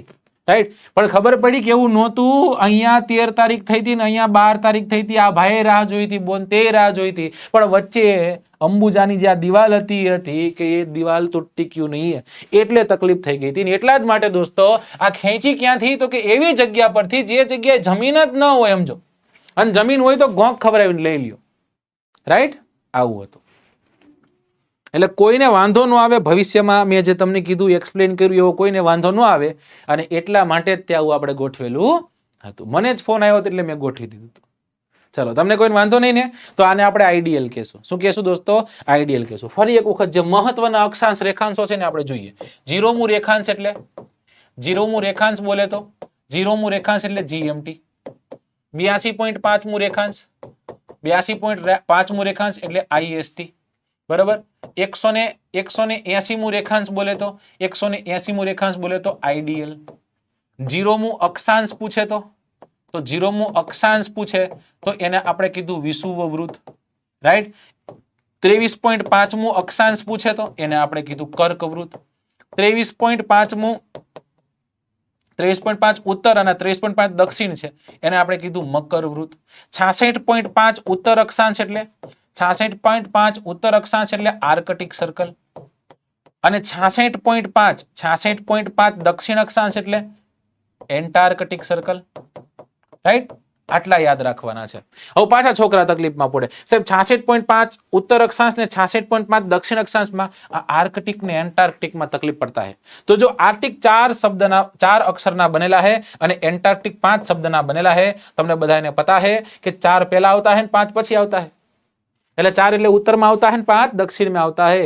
તો આર્કટિક ઉત્તરમાં આવતા है અને એન્ટાર્કટિક દક્ષિણમાં આવતા है. યાદ રહી જાય કે નહીં?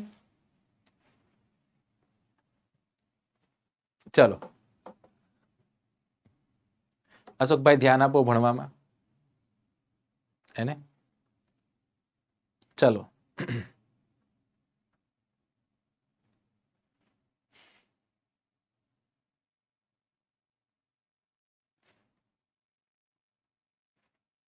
ઓકે.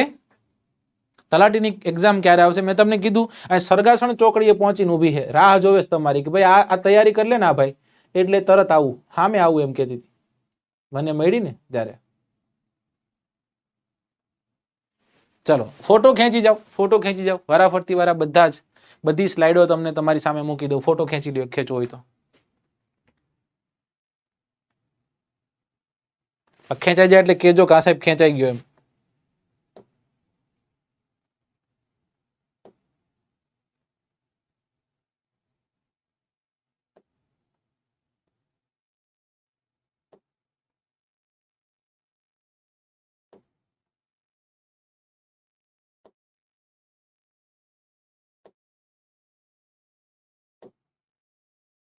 ચલો ઓકે, સરસ. ત્યારે નેક્સ્ટ ક્વેશ્ચન તરફ જઈએ. હજી તો છે 0મું રેખાંશ વૃત્ત એટલે સાહેબ આપણે એને કહી દીધું, એને આપણે કહી દીધું કે એને ગ્રીનિચ રેખાના નામે ઓળખીએ છીએ. ટેટાટ ના જે પણ વિદ્યાર્થીઓ છે તૈયારી કરે છે દોસ્તો, એ તમામ વિદ્યાર્થીઓને જણાવીશ કે ઓનલાઈન વિડીયો કોર્સ જો તમારે પરચેસ કરવો હોય તો 3 મહિના, 6 મહિના, 9 મહિના અને 12 મહિનાના ડ્યુરેશનમાં આપણે કોર્સ તૈયાર કર્યો છે. જે પણ વિષયો પર ધ્યાન દેવાનું છે બધા જ વિષયો પર સુંદર રીતના ધ્યાન આપી અને એક સારામાં સારો કોર્સ તૈયાર કર્યો છે. અને જ્યારે પણ તમારે સબસ્ક્રિપ્શન લેવું છે, આ કોર્સને પરચેસ કરવો છે, તમે ટેટાટ 50 અથવા તો AZ50 આ બેમાંથી જે ઠીક લાગે ને, જે વાલો લાગે કોડ ઉપયોગ કરી દો અને સબસ્ક્રિપ્શન લઈ લ્યો. એ 250 નથી, AZ50 છે. તો શિક્ષક જેને બનવું છે, જેના સપનાઓ શિક્ષણના છે દોસ્તો, એ આ કરી શકે છે. ચલો next question, and this will be the last question, કારણ કે રાત બહુ વધી ગઈ છે. સૂર્યનો ક્રાંતિવૃત્ત જે છે એ વિષુવવૃત્તને 2 વર્ષમાં કેટલી વાર છેદે છે? 1 વાર, 2 વાર, 3 વાર કે 4 વાર? પ્રોમિસ કરું છું કે જ્યારે નેક્સ્ટ ટાઈમ મળશું ત્યારે આ જ સેશનને આપણે આગળ વધારીશું અને હજી થોડુંક લાંબુ કરશું, 2.5-3 કલાક આપણે બેસશું સાથે.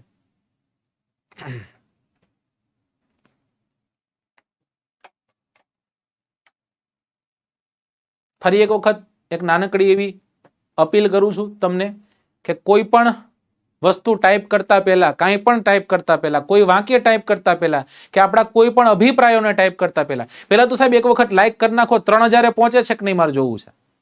2800 છે, મને એટલી ખબર પડે કે 3000 પહોંચી જાય. હો ભાઈ, અત્યારે જેટલા છોકરાઓ નવા હાજર છે ને એક વખત લાઈક કરો. 3000 જે છે, 3000 છોકરાઓ થાય એટલે આપણે આ લેક્ચર જે છે લેક્ચરને એન્ડ કરી દેવો છે. અને હું થાકી ગયો છું. ચલો ઓકે, એટલે મેં તમને કીધું કે કાંઈ પણ ટાઈપ કરતા પહેલા દોસ્તો યાદ રાખવાનું કે આપણા મમ્મી પપ્પા કોણ છે, આપણે શું કરવા આવ્યા છીએ. રાઈટ, જિંદગી બહુ લાંબી છે દોસ્તો, પણ બહુ જલ્દી જાય છે એ બહુ ફિક્સ છે. ચલો ઓકે, સરસ. આ પીડીએફ જે છે પીડીએફ મળી જશે. રાઈટ, વેબ સંકુલની ટેલિગ્રામ ચેનલ છે ને દોસ્તો, એમાં તમને પીડીએફ મળવા પાત્ર છે, ચિંતા જરાય કરતા નહીં. ચલો 2911 લાઇક્સ છે, એટલે કે હવે ઘટે છે, 35 લાઇક થઈ ગઈ, એટલે હવે ઘટે છે સાહેબ માત્ર ને માત્ર 60 લાઇક. રાઈટ, જે છોકરાઓ હાજર છે ને નથી લાઇક કરી, એક વખત લાઇક કરી દો. ઓકે, ચલો આનો સાચો આન્સર શું આવતો દોસ્તો? સાચો આન્સર છે 2 વાર. હે ને, સૂર્યનો ક્રાંતિવૃત્ત જે છે એ વિષુવવૃત્તના ક્રાંતિવૃત્ત સાથે 2 વાર. 8મા નંબરનો ક્વેશ્ચન છે, સામાન્ય રીતના કેટલા કિલોમીટરની ઊંડાઈએ આશરે 30 સેલ્સિયસ જેટલો તાપમાનનો વધારો નોંધાય છે? 1 કિલોમીટર, 2 કિલોમીટર, 1.5 કે 2.5? This is the last question for sure. આ છેલ્લો ક્વેશ્ચન છે. ટેટટાટની પ્રિપેરેશન કરવી છે. અહીંયા નંબર કદાચ તમે આગળની સ્લાઇડમાં તમે નંબર જોયા છે, હેલ્પલાઇન નંબર છે, એમાં તમે કોલ કરી શકો છો દોસ્તો, અને તમારા જે પણ મૂંઝવતા પ્રશ્નો છે એ અમારી સમક્ષ મૂકી શકો છો. ચાલો, તો 3000 લાઇક જે છે, 3000 લાઇક આપની સમક્ષ હાજર છે. 3000 છોકરાઓ આ લેક્ચરને લાઇક કર્યો છે, અને ઓલમોસ્ટ 2000 છોકરાઓ લાઈવ આ લેક્ચરમાં જોડાયા હતા. રેગ્યુલર આવતા રહેજો. ફિક્સ છે આપણો સમય. એક છે સોમવારનો ટકોરો, સોમવારે તમારે આવી જવાનું દોસ્તો, અને બીજો દિવસ જે છે બીજો દિવસ છે બુધવાર. આ સોમવાર અને બુધવાર 2 દિવસ તમારી સમક્ષ હાજર થઈશ. ફરી એક વખત સોમવારની રાહ રહેશે મારે, ખાસ કરીને તમારા માટે સારામાં સારું કન્ટેન્ટ તૈયાર કરી અને તમારી સમક્ષ હું આવીશ. ઓકે, ચલો સાચો આન્સર શું આવતો દોસ્તો? સાચો આન્સર 1 કિલોમીટર છે. રાઈટ, હવે જ્યારે આપણે આગળના લેક્ચરમાં ભણશું પૃથ્વી જે છે એ પૃથ્વીના વિવિધ તબક્કાઓ, કઈ રીતના પૃથ્વી નિર્માણ પામી છે એ, બરાબર, અને પૃથ્વી જે છે એનું કમ્પોઝિશન સમજીશું. પૃથ્વી કઈ રીતના અંદર શું શું છે, કેટલા કિલોમીટરની ઊંડાઈ સુધી કયા કયા સ્થળો આવેલા છે, બધા જ આપણે ચર્ચા કરવાના છીએ. ઓકે, ચલો ત્યારે thank you so much for watching this. જેટલા પણ છોકરાઓ જોડાયા છો બધા જ છોકરાઓને થેન્ક યુ કહું છું. અને જો મિત્રો તમે જો આ વિડીયો પસંદ કરતા હોય, તમને મજા આવતી હોય, તો જરૂરથી તમારા વિદ્યાર્થી મિત્રો સુધી આ સેશનને શેર કરજો. Thank you so much for watching this. ધ્યાન રાખજો, વાંચતા રહેજો. જય હિન્દ, જય ભારત.